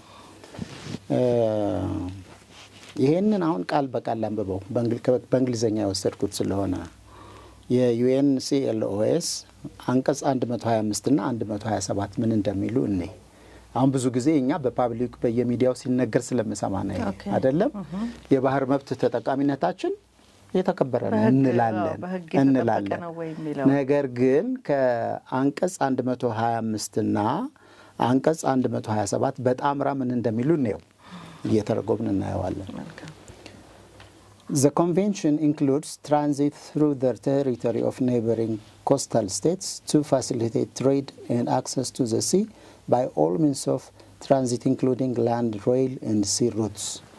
ይሄ ሀገሮች ላንድ ሎክድ ሀገሮች አለ አይደለም በማንኛውም በተመቻቸው የኤፕስ የምን መጓጓዣ ሁሉ ያሩት ተመስርቶ አክሰስ ቱ ሲያግኝተው የመጠቀም መብት አላቸው ነው የሚለው የመጠቀም መብት አላቸው it grants rights related to the freedom of the high seas ከዚሁ በተጨማሪ high seas የሚባል የማንንም ያልሆነ ነገር ግን ሁሉም ሀገራት የሚሄዱበት የሚጠቀሙበት እሱን ሁሉ የመጠቀም መብታቸው የተጠበቀ ነው ይልና to all whether coastal or landlocked and the common heritage of mankind ይላል እቺ ነገር ደስ ብላኝ the common heritage of mankind ይላል ይሄ ኮንቬንሽን the common heritage of mankind ሲል ምን ማለቱ ነው ይሄንን አክሰስ የሰው ልጅ በስምምነት ብቻ ሳይሆን እንደ ሰው ልጅነቱ በሰባዊነቱ ብቻ ሊያገኘው የሚገባው መብት ነው የማለት እንትናል ቴንደንሲው ትርጉሙ እንደዛለውና the common heritage of mankind አየሹ የሰው ዘር ለተባለው ሁሉ ነው የሚሉት የሰው ልጅ ለሆነ የሰው ዘር ለተባለው ሁሉ ይሄ አክሰስ ክፍት ሊሆን ይገባል የኛን ደግሞ ወደ ኋላ ታሪካችን ምናችን ይውና ዛሬ የዛ እንደዚህ ዲፕራይቭድ ከመሆናችን አንፃር ይሄ ትንሽ ስታዩ ያማል this is an እንቱን ተጨረስ 125 እና 127 የሚሉትን አክሰሱ እንዳለን ምን እንዳለን ሁሉ ነገር እና ይሄ እንዳውም ለሰው ልጅ እንደ መብት ሳይሆን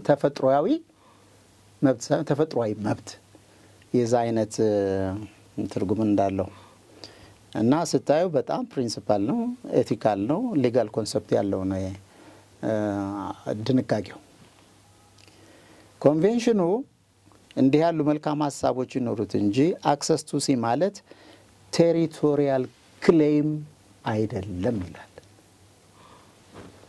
ቴሪቶሪያል ክሌም አይደለም ይሄ ድል አለ ነገር ግን ቴሪቶሪያል ክሌም አድርገህ ግን እንዳታስበው ምክንያቱም the right to coastline ካነሳ የዛን ሀገር sovereignty ሉዓላዊነቱን ሁሉ እሱን ሁሉ መተናኮል ነው የሚሆነው እና ያ ማለት ግን አይደለም ይላል ኮንቬንሽኑ ነው እንደዚህ የሚለው ይሲ የማነሳልሽን ለምንድን ነው የነን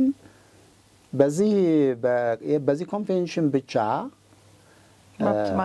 መብት ማግኘት አስቸጋሪ እንደሆነ ነውና ያ መብት የለም ነው የሚለው እሺ የኮንቬንሽኑ አንቀጽ 125 ንዑስ አንቀጽ 1 እና 2 ባለቤቱ ሀገርና ተጠቃሚው ላንድ ሎክድ የሆነው ሀገር መካከል ያፈጻጸም ሞዳሊቲ ማለትም የጋራ ስምምነትን ቀጠናዊና ከባቢያዊ ግንኙነትን የሚገዛ አግሪመንት መፈረም እንዳለበት ይደነግጋል ላንድ ሎክድ የሆነው ሀገርና ያ ኮስታል ስቴት አክሰስ ቱ ሲ ሊጠቀሙ ከፈለጉ ከባድ ሞዳሊቲ አለ የሚፈራረሙት ስላጠቃቀሙ ስለምን ነገር ይሄ ነው ብለሽ ማትዘረዝሪው ነገር ግን ሁለቱ የሚደርሱባቸው ስምምነቶች ሰፊ በሁለቱም ፍላጎት ላይ የተመሰረተ ስምምነት ከነ ጥቅሞቻቸው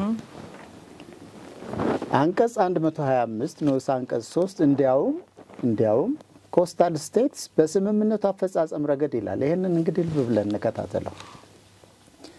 ብዙ ሰው ይሄ ኮንቬንሽን ላንድ ሎክድ ሀገሮችን ነፃ እንደሚያወጣ መብት እንዳለው አድርጎ እንደሚደነግግ አድርጎ የማሰብ ነገር ስለሚታይ ነው። አንቀጽ 125 ንዑስ አንቀጽ 3 እንዳውም ምንድነው የሚለው? ኮስታል ስቴትስ በስምምነቱ አፈጻጸም ረገድ በግዛታቸው ውስጥ ያለውን ሌጂቲሜት ኢንትረስት ኢንፍሪጅ የሚያደርግ ከሆነ ይላል። ሌጂቲሜት ኢንትረስት ህጋዊ ተገቢ መብታቸውን ኢንፍሪጅ የሚያደርግ የሚያዛባ የሚጎዳ የሚጎነትል ሆኖ ካገኙት ነው የሚለው። ልባርጊ ለአንድ ወገን የተሰጠ መብት ነው። ለማ ሞዳሊቲው እንዳለ ሆኖ የሚያደርግ ተግባር ነው ብለው ያመኑበት ክስተት ከተገኘ ማንኛውንም እርምጃ የመውሰድ መብት አላቸው ነው የሚለው ይሄ አንቀጽ። የእንግሊዘኛውን እንትን ቨርስ ማየት ይቻላል። ማንኛውንም ነው የሚለው። አየሽው? እንድገመው ይሄንን ሐሳብ አስረግጠን ነው መንገር ያለብን። አንቀጽ 125 ንዑስ አንቀጽ 3 ይሄ በኔ ትርጉም ወስጀው ነው እና የእንግሊዘኛው እንትን ጠንከር አድርጎ የሚለው ኮስታል ስቴትስ በስምምነቱ አፈጻጸም ረገድ በግዛታቸው ውስጥ ያላቸውን ሌጂቲሜት ኢንትረስት ኢንፍሪጅ የሚያደርግ ተግባር ነው ብለው ያመኑበት ክስተት ከተገኘ ማንኛውንም እርምጃ የመውሰድ መብት አላቸው ነው የሚለው እና አክሰስ ቱ ሲ ኖሮሽ እንኳን ያ ሞዳሊቲ ተፈራርመሽ ከዛ ኮስታል ስቴት ጋራ የፈጠርሽው ግንኙነት መድህን አይሆንም ለማለት ፈልጌ ነው። እሺ ምክንያቱም ይሄ አንቀጽ የመጨረሻው አንቀጽ ስልጣን ይሰጣል። ማንኛውንም እርምጃ መውሰድ ይችላል የሚለው የአይንህ ቀለም አላማረኝም ብሎ ምናምን እንደሚባለው አይነት እኮ ሊመጣ ነው። እሺ እና በዲፕሎማሲ ወይም በፖለቲካ እንግዳ ነገር ቢከሰት ምን ቢል ያሻውን ትርጉም ሰጥቶ ነገ ከነጎዳ ደግሞ ነፃነትሽ ሊያሳጥሽ ይችላል። ሞዳሊቱ ያንን አስሮታል አላሰሱ ሌላ ጉዳይ ነው። ሌላው ዝግብ ውስጥና የሰው ወርቅ ያደምቅ ነው የዚህ ነገር ምናልባት ምንድነው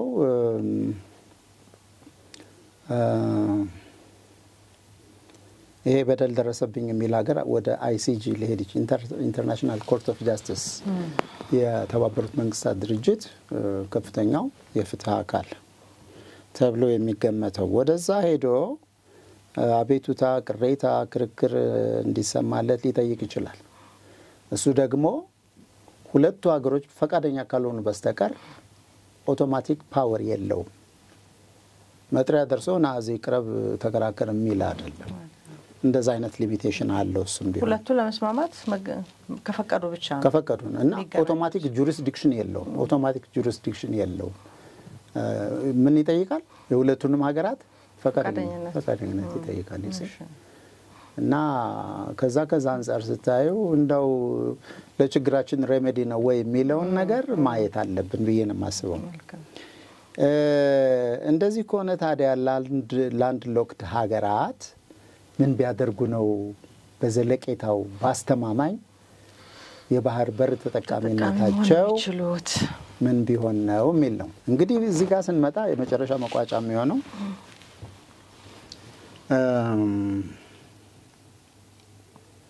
የትኛውን አማራጭ መጠቀም አለብን ነው። እኛ የትኛውን ሁለት አማራጮች ይታዩኛል። አንደኛ አክሰስ ቱ ሲ አሁን በተነጋገርንበት ኮንቬንሽን በዛ አግባብ ሄደሽ መብትሽን ማስከበር እና የዛን ዘላቂነት መገምገም አይደለም። ሁለተኛው አማራጭ ደግሞ ኢትዮጵያ እንደ ጥንታዊት ሀገርነቷ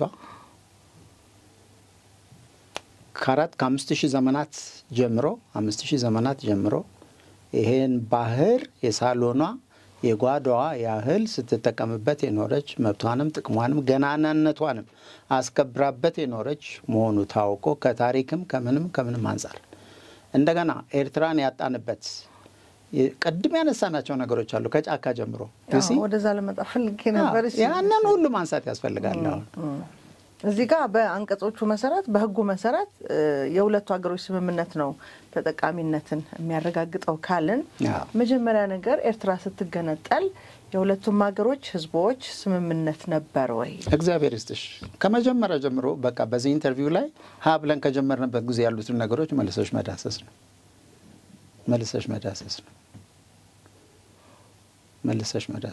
የኤርትራ ጉዳይ ያለቀ ጉዳይ ይባላል አይደለም? ያለቀ ጉዳይ ነው። ምንም ወደ ኋላ ሄደሽ ማትመጭበት በዩናይትድ ኔሽን ነጻ መንግስት ሆና የተመዘገበች በአፍሪካ ህብረት የታወቀች ሉዓላዊነቷ የተረጋገጠ ሶን ኤንድ ሶ ፎርዝ ይባላል አይደል እንዴ? ይባልሽ እኛ ኤርትራን አይደለም ክሌም የምናደርገው ገብቶሻል? ግን ከታሪክ ከፖለቲካ በጊዜ ከተፈጠሩት ሌሎች ጫናዎች አንፃር ወደቡን ያጣንበት መንገድ ግን ህገወጥ ነው። ስለዚህ የኛ ጥያቄ ይሄንን ኮንቬንሽን ይከበርልን ምናምን አይደለም። እኔ አሁን የመንግስትን አቋም አላውቅም አይደለም? የመንግስትን አቋም አላውቅም። እንደዚህ ጋር የሚሰማኝ ግን እኔ ምንድነው በዚህ በባሲ አክሰስ ቱ ሲ ምናምን እሱ የምትዩ ነገር በሙሉ ዞሮ ሞዳሊቲውም ኖረ አግሪመንቱም ተፈረመ አልተፈረመ ከጣጣ ከገባርነት የሚያወጣን አይደለም። ብቸኛው አማራጭ ምንድነው? አላግባብ በግፍ በጭካኔ ያጣነው ንብረት ነው። በጭካኔ የሚለው በደንብ ይገልጸዋል። በጭካኔ የተዘረፍነው በህዝቦች ላይ ንብረታችንን እሱን ሪክሌም ማድረግ ነው ሪቴክ ማድረግ ነው እንጂ አክሰስ ቱ ሲ የሚባል የኮንቬንሽን ምናምን ያየነው ነው። በተለይ ይሄ አንቀጽ እንዴት አድርጎ እንደሚያስረው ማየት ያስፈልጋል። እንዴት አጣነው የባህር በራችንን? ፎርዛት ማተር እንደውን ከፍ እናድርገው ካል ኤርትራ ሄደችበት መንገድ በስፋት አንስተናል እና ህግን ተከትሎ የተሰራ ስራ አለ ወይ? የሽግግር መንግስቱ በራሱ ጉዳይ ራሱ ዳኛ ሆኖ ራሱ ጋርቀቆ ምን ብሎ አድርጎ የሸኛው ሀገር ነው የሸኛው ባህር ነው። በዓለም ላይ በጣም ከፍተኛ ህዝብ ያላት ነገር ግን ላንድ ሎክድ የሆነች ሀገር ኢትዮጵያ ብቻ ነች። ይሄ ሊቆጨን ይገባል። ይሄ መፍትሄ ካላገኘ ደግሞ እመኚኝ መቼውንም ሰላም አናገኝም። መቼውንም ዛሬ ሌሎችም ለሰላማችን ጠንቅ የሆኑ ጉዳዮችም እኮ እየተፈጠሩ ነው አሁን በዚህ ሰዓት። ምናልባት እንደማጠቃለያ ምንድነው ወስዶም ፈልገው ዘላቂ ሰላም እንዲኖረን መቼም በቅርቡ የተፈጸመውን የፕሪቶሪያ ስምምነት እናቃለንና ይህ ራሱ እየተተገበረ ነው ወይ ወደምን ፈልገው ቅድም ወዳልነው ኢትዮጵያ በተለያየ መንገድ ወደብ የምታገኝበትን ጉዳይ የባህር በር የምታገኝበትን ጉዳይ በዚህ መንገድ ብቻ ነው ብለን ባልነው መንገድም ለማስፈጸም ሁሉ ሌሎች ጫናዎች እየመጡ ነው። ትክክል ነው። ፕሪቶሪያ ስምምነቱን ሁሉ የሚጥስ ተግባር ወደ አላስፈላጊ ግጭት የሚወስደን ታሪክ እየተሄደ እያየን ነውና እንደው ይሄንንም ስምምነት ከዚህ ጋር አገናኝተን ዘላቂ የምንለውን መፍትሄ ለዘላቂ ሰላማችን ምንድነው? የባህር በር ጥያቄን አጠንክረን ከያዝነው ቢሳካልን የምናገኘው ትርፍ ገደብ የለውም። በኢኮኖሚ በጣም ጠንካራ እንሆናለን። አካባቢ ጂኦፖለቲካ ተሰሚነታችን ከፍ ይላል። ወታደራዊ ስጋት እና ደህንነታችን ሞሮለስ በተለይ በቀጣናው ይወገዳል። ብዙ ነው ጥቅሙ። ስለዚህ ወደዛ እንዳንሄድ የሚደረገው ርብርብ አያስገርምም። ለምን ሆነ ሊባል አይችልም። ለዘመናት ታግለው ኤርትራን አስገንጥለው ባህሩን የነጠቁበትን ጥረት ያህል አሁንም ያ እንዳይሆን ሙሉ ኃይላቸው እንደውም አጠንክረው ይታገሉናል። ምን ድርድር አጠንክረው እንደውም ምክንያቱም በእጃቸው የገባ እድልና የዘላለም ምኞት በአጭር ጊዜ ይነጠቃሉ፣ አሳልፈው ይሰጣሉ። ከባድ ነው። ወደዛ እንግዲህ ወደ ማጠቃለያ ላይ እናነሳዋለን ስላልሽ ነው። ወደዛ ከመሄዳችን በፊት የዚህ የፕሪቶሪያውን ስምምነት እናንሳ። አንዳንዴ የፕሪቶሪያው ስምምነት ከተመሰረተበት መሰረታዊ ዓላማ እያፈነገጠ አንዳንድ ወገኖች ሚስዩዝ ሲያደርጉት ይሰማል። አንድ ባንድ እናንሳ። አግሪመንቱን እያነሳን የት ጋ ነው ቅሬታው፣ ለዛ መሆን የሚገባው ምላሽ ምንድነው የሚለውን ንዳስ። ይህ ስምምነት የተደረገው ከማጋ ስለሆነ ከኢትዮጵያውያን ጋር ስለሆነ ስምምነቱን የተፈራረሙት ከማጋ ስለሆነ የፌደራል መንግስት ከቲፒኤልኤፍ ጋር ስለሆነ ስለዚህ ቲፒኤልኤፍ ደግሞ ማን ነው ብዙ ብለንበታል። የስምምነቱ ርዕስ የሚለው የፕሪቶሪያ ስምምነት agreement for lasting peace through permanent cessation of hostilities between the Ethiopian government and the TPLF ነው የሚለው። ሁለት ናቸው ጭብጦቹ። አንደኛው lasting peace ዘላቂ ሰላም መፍጠር፣ ሌላው ደግሞ ምንድነው የጠላትነት የጥላቻ ስሜትን ማቆም ነው የሚለው። ሁለት ናቸው። የአግሪመንቱ ርዕስ ይሄ ነው። agreement for lasting peace through permanent cessation of hostilities ነው የሚለው። ከዚህ የተለየ ርዕስ የለውም። አላግባብ እየተረጎመ አላግባብ እየተለጠጠ ብዙ ኢንትረስት ብዙ ፕሮፓጋንዳ ሲሰራበት ስለምንሰማ ነው። ይሄ ነው እንግዲህ አግሪመንቱ ርዕስ አይደለም። እንምጣ። የስምምነቱ ዓላማ የሆነው ሳለ የቡድኑን ቅሬታ ወይ ማህበራዊ ተግዳሮቱን ሁሉ ያለ ቦታው እየተነቀሩ በፕሪቶሪያው ስምምነት እንዳኝ የሚሉ ድምጾች እንሰማለን። በጣም በተደጋጋሚ እንሰማለን። እሺ ዓላማው ያ ነው። አርቲክል 2:2/A ምን ይላል? የፕሪቶሪያ አግሪመንት respect for the sovereignty, territorial integrity and unity of Ethiopia ነው የሚለው። አየሽው? ይሄ ስምምነት ተግባራዊ የሚሆነው ምንድነው? ተፈራራሚ ተዋዋይ ወገኖች ምን ሲያደርጉ ነው? respect for the sovereignty, territorial integrity and unity of Ethiopia። አየሽ?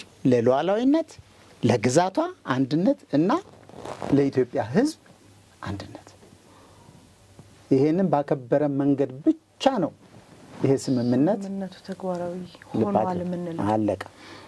አርቲክል 2:6 ነው አንቀጽ 6 እንዲሁ ምን ይላል? legality and respect for constitutional norms and principles ensuring in the federal democratic Ethiopia constitution። ይሄ አግሪመንት ተፈጻሚ የሚሆነው በምንድነው?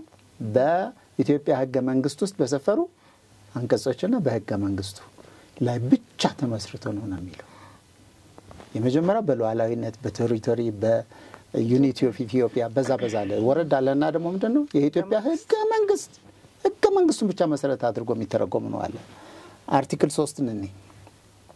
አርቲክል 3 ነው አንቀጽ 2 ከላይ የተጠቀሱን በስፋት ጠቅሶ ከውስጥም ሆነ ከውጭ ኃይላት ጋር ማበርን ይከለክላል። ከውስጥም ሆነ ከውጭ ኃይላት ጋር ማበርን አጥብቆ ይከለክላል። የትኛው?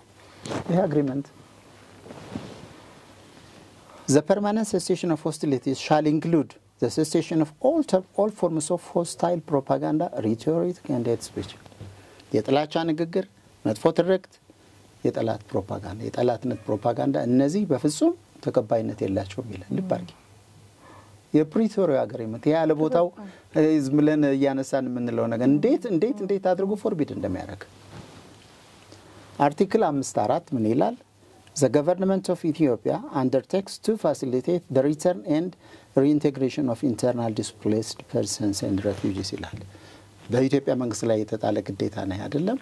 የተፈናቀሉ ሰዎችን ወደ ቦታቸው መመለስ። ሬፊውጂ የሚል ቃል እዚህ ውስጥ ተጠቅሷል። ለምን እንደገባ አላውቅም። እንግዲህ የኔ አንደርስታንዲንግ ነው ሬፊውጂ ባይ ዴፊኒሽን ምን ማለት ነው? ያው የሌላ ሀገር ዜጋ ማለት ሬፊውጂ ሲባል ይሄ ኢንተርናሊ ዲስፕሌስድ ፐርሰንስ ነው የሚባሉት ሀገር ውስጥ ተፈናቃዮች ሬፊውጂ እዚህ አንቀጽ ውስጥ ግን አርቲክል 5 ነው አንቀጽ 4 ላይ displaced persons and refugees ይላል። ምናልባት እንግዲህ አላውቅም ይሄ ቃል እንዴት ሊተረጎም እንደሚችል ኤኒዌይስ መንግስት የኃላፊነት አለበት ይላል። ተፈናቃዮች ኢንተርናል ዲስፕሌስድ ፒፕል ወደ ቦታቸው መመለስ እንደዚህ አይነት ኃላፊነት አለበት ይላል። አርቲክል 7E hold any conduct that undermines the sovereignty and territorial integrity of Ethiopia including and constitutional correspondence and relations with foreign powers ከማንኛውም የውጭ ኃይላት ጋራ ምንም አይነት ግንኙነት እንዳይኖር ግንኙነትም ዝምድናም እንዳይፈጠር for that matter የኢትዮጵያ መንግስት ካለም በፌደራል መንግስት በኢትዮጵያ መንግስት አዎ ይላል አርቲክል 10(4) ደግሞ ምን ይላል the parties commit to resolving issues of contested areas in accordance with the constitution of Federal Democratic Republic of Ethiopia contested areas understood ነው ደኔና ላንች ወልቃይት ነው ጠለምት ነው ራያ ነው እነዚህን በኢትዮጵያ ህገ መንግስት መሰረት መፍትሄ እንዲያገኙ ማድረግ ነው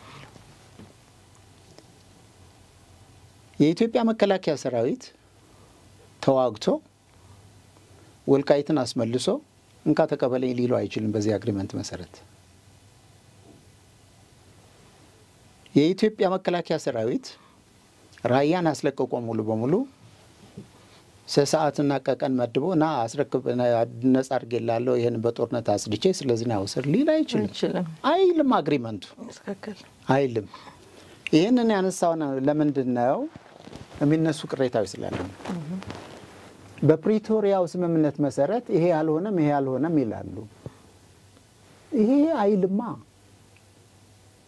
የፕሪቶሪያው አግሪመንት ይሄንን አይጠቅስም እኮ አይልም እኮ ምንም ነገር አይልም መሳሪያን አስረክብ ከማንም ጋራ ግንኙነት መፍጠር አትችልም ይሄን ችግር ደግሞ በህገ መንግስቱ መሰረት ይፈታል cessation of hostility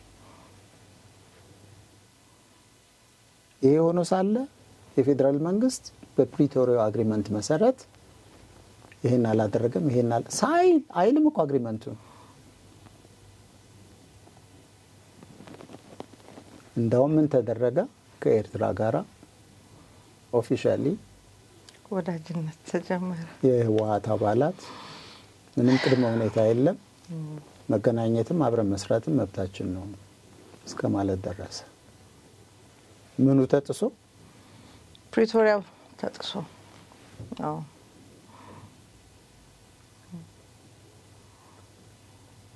ምናልባት በትክክል የፕሪቶሪያው ስምምነት ምን እንደሚል ተረድተውታል የሚል ጥያቄ ይነሳል ተረድተውትም ከሆነ ያው የነበረው ባህሪያቸው ስላለቀቃቸው ለቋቸውም ስለማያቅ ይሄ የሌሎችን ሀገሮች አጀንዳ የማስፈጸም ፍላጎት ተሸክመውት የመጡ ጉዳይ ስለሆነ ዛሬ መስሉ ነው የሚያደርጉት በተለያዩ የክልሉ ሚዲያዎች የሚነገሩ ነገሮች ስንሰማ በጣም እኛ እናፍራለን አንዳንድ ጊዜ እንደው አንድ አፈር ላይ ነው ወይ በቀል ነው ብለን እስክንጠራጠር ድረስ የኤርትራና የትግራይን ቀጣይነት ለማረጋገጥ መጀመሪያ ኢትዮጵያን ማፍረስ አለብን ብለው ካፋቸው የሚያወጡት ቃል ስትሰማ እንዴት ሰው በሌሎች ህዝቦች መፍረስ ላይ መኖርን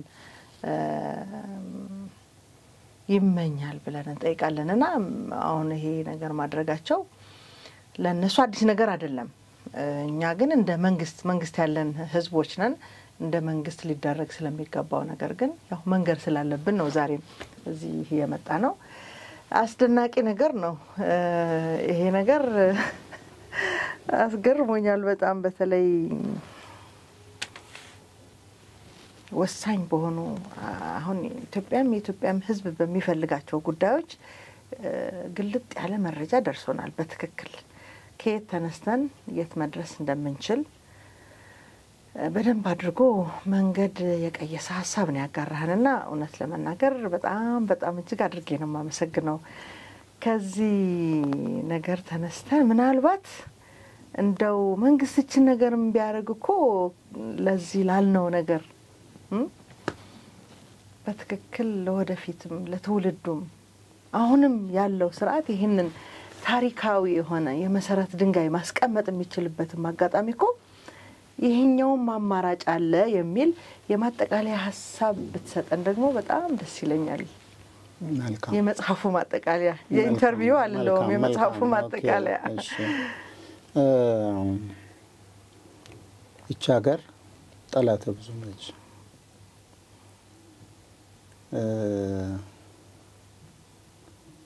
ጠላተ ብዙ የሆነችው ቀደም ሲል ከነበራት ተፈጥሯዊ አቀማመጥ ጀምሮ ነው። ተፈጥሯዊ አቀማመጧ የፈጠረው ችግር ነበረ። በተለይ ከአረቡ ዓለም ጋር በሃይማኖትም በኢኮኖሚ ጉዳይም ከአክሱማይት ኪንግደም ጀምሮ የነበረ እና ለአክሱም ኪንግደም መውደቅም እና ለኢትዮጵያ የግዛት ወሰን መጥበብም ትልቁ ምንጭ የነበረ ነው። ወደ ኋላ ሄደን ታሪካዊ ጠላቶች ስንል ዝም ብለን አይደለም። አንድ ያ ነው። ሁለተኛው ምንድነው? የናይል ሪቨር ሀብታችን ነው፣ መመኪያችን ነው። እና ሴም ታይም ባላጋራችን ጠላታችንም ሆኗል። የገዛ ሀብታችን ሳንጠቀምበት ኖርን። በብዙ ምክንያቶች መጨረሻ ላይ ነካ ነው። በእግዚአብሔር እርዳታ ለዚህ ደረሰ። ይሄ ግድብ ለዚህ ደርሶ መታየቱ የበለጠ ቁጭት ፈጠረ።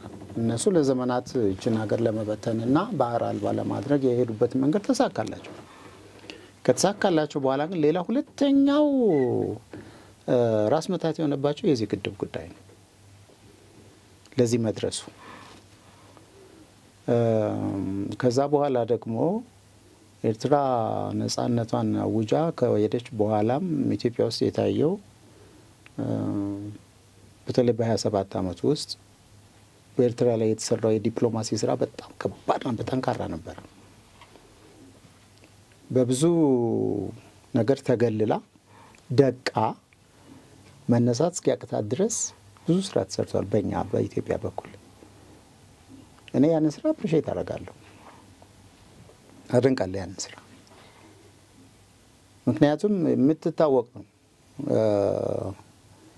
ምንም ያለ እረፍት ይችን ሀገር ለመበታተን ይችን ሀገር እረፍት አልባ አድርጎ እርስ በርስ በማባላት በማፋጀት ለመቀጠል የሚደረግ ስትራቴጂ እንደሆነ ከድሮም ይታወቃል። አንደኛ ሜርሰናሪ ናቸው እነዚህ ሲፈጠሩም የኤርትራን ህዝብ መብት ለማስከበር አይደለም የተነሱት። አነሳሳቸውም የባዕድ ቅጥረኞች ስለነበሩ እንደ መንግስት ከቆሙ በኋላም በጥቅም ተጣሉ ከሻዕቢያ ከወያኔ ከሌላ አካላት ያጣላቸው ነገር የለም። ክፍፍል እኮ ነው። አሁን ሲገናኙ በቃ በጎደለው ክፍተት ላይ እንስማማና ጠንክረን እንውጣ እኮ ነው ያሁኑ ስምምነት፣ ያልተጻፈ ስምምነት እኮ የሰሞኑ የምንሰማው ዘፈን እና እንደ ዋናው ቀጣሪ ሌላ ሁለተኛ ቀጣሪ ያደረገ በኢትዮጵያ ላይ ያላቸው ጸረ ኢትዮጵያ አቋም ግን ያው ነው። ሁሌም መሳሪያዎች ናቸው። ግብጾች መተው ወግተው እና ያቆም ነው የበፊቱን አይደለም። በምጽዋ በምን መተው ተሸንፈው ሄዱበትን ምናምን ያን ታሪክ አገር ከሆነችበት ጊዜ ጀምሮ ስላለው ታሪክ ያወራ ሌላ ባዕድ መጥቶ ኢትዮጵያን አልወጋም። ሶማሊያ ነች መጣችው። በሶማሊያ ጊዜ ካየን ሶማሊያ 700 ኪሎ ሜትር ወደ ኢትዮጵያ ስትገባ የቲፒኤልኤፍ አመራር በተክላላ ቪላ ሞቃዲሾ ቤታቸው ነበር፣ እዛ ነበሩ። ፓስፖርታቸው የሚያነሱ ነበር። ጦርነቱን ማውገዘው ከጎናቸው ቆመው ከሶማሊያን ጋር የነበሩ ናቸው። እና ዛሬ አካባቢያችን ለኛ መልካም ስሜት የለውም። እነዚህ ጠላቶቻችን ዛሬ እየሰሩት ያለው ስራ ምንድነው? ሩቅ ሆነው ሲሰሩት የነበረውን በቅርብ ያሉ ጎረቤቶቻችንን ሁሉ እስከ ማስተባበር እየሄዱ ነው። ይሲ በጸረ ኢትዮጵያ አቋምና ዛሬ ላይ ከውስጣችንም ሌሎች ልመጣ ነው። ዛሬ ላይ እኛ ትልቁ መፍትያችን ትልቁ መድኃኒታችን ምንድነው?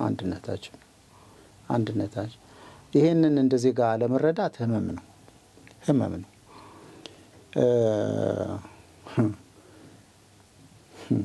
ጅቡቲ ትንሽ ሀገር ነች አይደለም?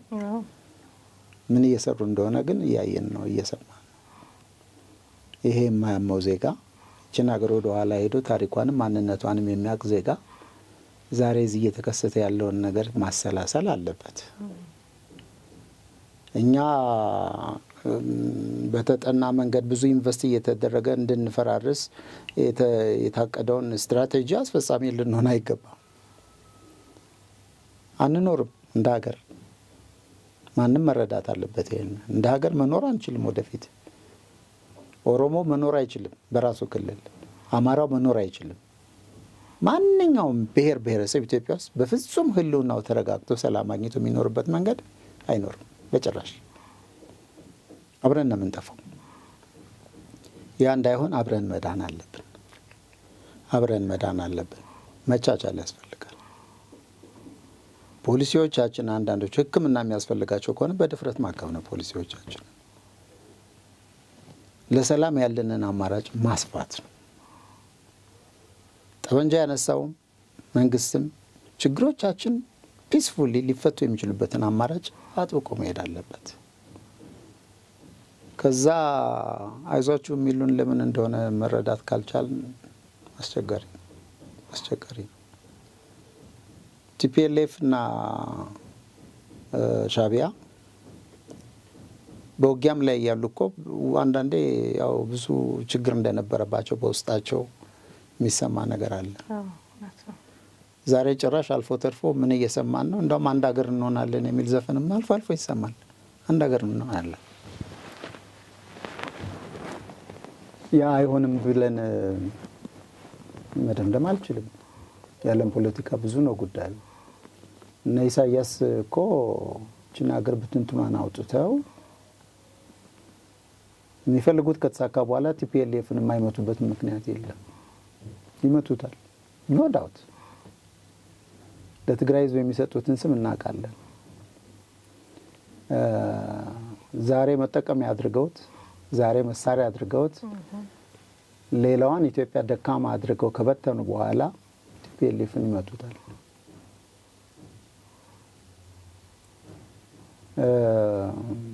ብዙ ክፍተት አለ መነሻ ሊሆን የሚችል። ስለዚህ እኔ የምለው ምንድነው ወደ ኋላ ሄደን ጂኦፖለቲካውን እንመልከት። ሀገር ያላትን ታሪክ ወደ ኋላ ሄደን እናስታውስ። ከምዕራባውያን እኮ ኢትዮጵያ የምትባል ሀገር የማይወዱ አሉ። ዴሞክራቲክ ናቸው የሚባሉ ፍጹም ዘረኝነትን የተጸየፉ ናቸው የሚባሉ የአውሮፓ ሀገራት እኮ ኢትዮጵያ የሚባል ሀገርና ስም የማይወዱ አሉ። ምናልባት የቅኝ ግዛት በአድዋ ምክንያት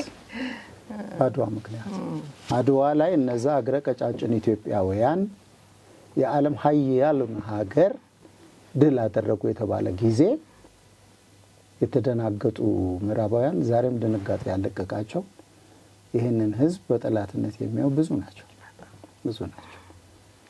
በድንበር የማንገናኛቸው እንኳን በጣም ታሪካችን፣ ጀግንነታችን፣ ሪሶርሳችን፣ አንድነታችን የፈጠረው ኃይል አግኝተው ማን እያስታወሱ ለአፍሪካ ደግሞ ያን ገዛም ባይነት መፈክር ያቀበልን ቀኝ አገዛዝን የተዋጋንበት መንገድ የሚያማቸው ዛሬም ያተመልሶ እንዳይመጣ የሚፈልጉ ምዕራባውያንም አሉ። የአካባቢውን ጂኦፖለቲካ እንተውና ተሻግረን እንኳን ማዶ እንኳን ለግንቦት 20 ደረሳችሁ የሚል እኮ መግለጫ ወጣ አይደል እንዴ? የአሜሪካው እውነት ነው። ግን ደግሞ የባህር በራችንን ያጣንበት ቀን ነው እና እንኳን ለግንቦት 20 በዓል አደረሳችሁ ተብሎ የግንቦት 20 ብናነሳ በርግጥ ያድዋው ጀብደኝነታችን ተንጸባርቋል አይደል? ከዚያ አባባል በኋላ ይቅርታ ጠይቋል። ዴፊኒትሊ እና የፕሪቶሪያው አግሪመንት ቲፒኤልኤፍን ያስረዋል። ከኮንስቲቱሽኑ እንዳትወጣ በኮንስቲቱሽን ኖርም ኤንድ ፕሪንሲፕልስ ትገዛለህ። ከማዕከላዊ መንግስቱ ጋር ያለ ሪስፔክት ሌላው ነገር ሁሉ እንደ ክልል የተጠበቀ ነው ብሎታል። መንግስት በበዓል ቀናት ውስጥ የሚከበሩ ምን እንደሆኑ ደንግጓል። በአዋጅ አይደለም። የዚህ መንግስት የዚህ ፌደራል ስቴት አንድ አካል ከሆነ ግንቦት 20 እንዴት አከበረ ቲፒኤልኤፍ? በሁሉም ክልሎች አይከበርም አይደል እንዴ? ይህ አፈንጋጭነት ከየት መጣ? ይሄ እምቢተኝነት ከየት መጣ? ይሄ ፕሪቶሪያውን ስምምነት አይቀርም? ትናንት ነው የግንቦት ሌላውን እንተው አይቀርም? ከሻዕቢያ ጋር የተመሰረተው አዲስ ግንኙነት ምን ማለት ነው? መንግስት ብዙ ምክንያቶች ስላሉት ነው እንጂ ሉዓላዊነቱን የሚዳፈር ህልውናውን የመንግስትንም የሀገሪቱንም ለአደጋ የሚያጋልጥ ድርጊት በመሆኑ እጅግ ፈጣን እርምጃ ሊወስድ ይችላል። መብቱ ነው አይደለም እንዴ? የፕሪቶሪያው ስምምነት አያግደውም። መንግስት በፍጹም አያግደውም። ምክንያቱም ያጠናክረዋል። ይሄን ጠቅሶ ነው እንደው መንግስት እርምጃ መውሰድ ነው። ሉዓላዊነት እኮ ነው አይደል እንዴ ስምምነቱ? አዎ ግን ወደዛ ይገባ ማለት አይደለም። አካባቢሽን ታያለሽ፣ ሁኔታዎችን ትተነትኛለሽ። የሚያዋጣው የትኛው መንገድ ነው ብለሽ በእርጋታ የማየት አስፈላጊነት ስላለ ነው እንጂ የፕሪቶሪያውን ስምምነት ቀቅሎ የበላው የሚያጠፋው ኢትዮጵያ በጣም እና ምንድነው የኔ ማጠቃለያ መንግስትም ማንኛውም ተቃዋሚ ጠበንጃ ያዘም ያለያዘም ቢሆን የዚችን ሀገር ሁኔታ በጥልቀት አይቶ ምን ብሎ ስለነገ መዳኛችን ነገ ሰርቫይቭ ላናረግ ነው እኮ አሁን ያለው ሁኔታ እኮ የሚነግረን ብዙ ነገር ነው ምልክቱ እና ሁሉናችን ተጠብቆ ነገን ለልጆቻችን ሀገር የምናወርስበት ሁኔታ ቢፈጠር ደስ ይለኛል። ይሄ ነው ምኞቴ። በጣም እግዚአብሔር ያክብርልኝ። እጅግ አድርጌ ነው ማመሰግነው። እውነት ለመናገር ዛሬ የሰማነው ነገር ምናልባት በታሪክ ተሰንዶ የሚቀመጥ ለትውልድም የሚተላለፍ ነው። ይሄንን ታሪክ በየትኛውም አገር ላይ የጥላቻ ሀሳብ አልተንጸባረቀበትም። በኢትዮጵያዊነታችን ጉዳይ ላይ ዛሬ ላይ ሆነን ስለነገ እንድንሻገር እንድናይ ምናልባት እስከ ዛሬ ድረስ ለገጠሙን በጣም አስከፊ የሚባሉ ጉዳዮች ባለቤቱ ማን እንደሆነ ለይተን ያ ስህተት እንዳይደገም የምንማርበት ትልቅ ሀሳብ የተንጸባረቀበት ፕሮግራም ነው ወደ እናንተ ያደረስነውና እንግዲህ አቶ ያለው አክሊሉ እጅግ አድርጌ ነው ማመሰግነው። እግዚአብሔር ያክብርልኝ። በጣም ደስ ብሎኛል ዛሬ እንግዳይ ሆነ ስለተገኘ። የዛሬ እንግዳይ አቶ ያለው አክሊሉ ምናልባት ፕሮግራማችን ማን ነው ዛሬ እንግዳ አድርጎ የጋበዘው የሚለው እንደግሜ ላስታውሳችሁ ፈልጋለሁ። የህግ ባለሙያ ነው። እንግዲህ ቀደም ሲል ከህግ አንፃር እንዴት እንደተነተነ የባህር በራችን ጉዳይ፣ የሉዓላዊነታችን ጉዳይ፣ የሰላማችን ጉዳይ ከህግ አንፃር በደንብ ተተንትኗል። ጋዜጠኛ ያው ኢትዮ ሄራልድ የቀድሞ ኢትዮ ሄራልድ አሁን አለ እንዴ? አለ እዛ በጋዜጠኝነት ረጅም ዓመት ልምድ ያለው ባለሙያ ነው። መምህርም ነው። እንዲሁም ደራሲና የስነ ጽሁፍ ባለሙያ። በተለይ ደግሞ የሚገርመው የጦር መኮንን አስደናቂ ታሪክ እንድንሰማ ምክንያት የሆኑን የዚህ ሁሉ ሙያ ባለቤት በመሆኑ ነው። እጅግ አድርጌ አመሰግናለሁ። ከዚህ በርካታ ከሆነው ሙያና ዕውቀትህ ልምድህን ስላጋራህን ፈጣሪ ያክብርልኝ። ሌላ ጊዜ ግን እንገናኛለን ብዬ አስባለሁ። ዛሬ እንደተገለጠው መጽሐፍ ሌላም አጀንዳ ህግ ነክ የሆኑ ጉዳዮችን እናነሳለን። ምክንያቱም አሁንም አሉ ዛሬ ያነሳናቸው ጉዳዮች እኮ ገና መቋጫ ያላገኘንላቸው ጉዳዮች ናቸውና ተመልሰ መጥተህ ከተመልካቾቻችን ጋር ትገናኛለህ ብዬ አስባለሁ። የዛሬን እዚህ ላብቃ። አብራችሁን ስለቆያችሁ እጅግ አድርጌ አመሰግናለሁ። መልካም ጊዜ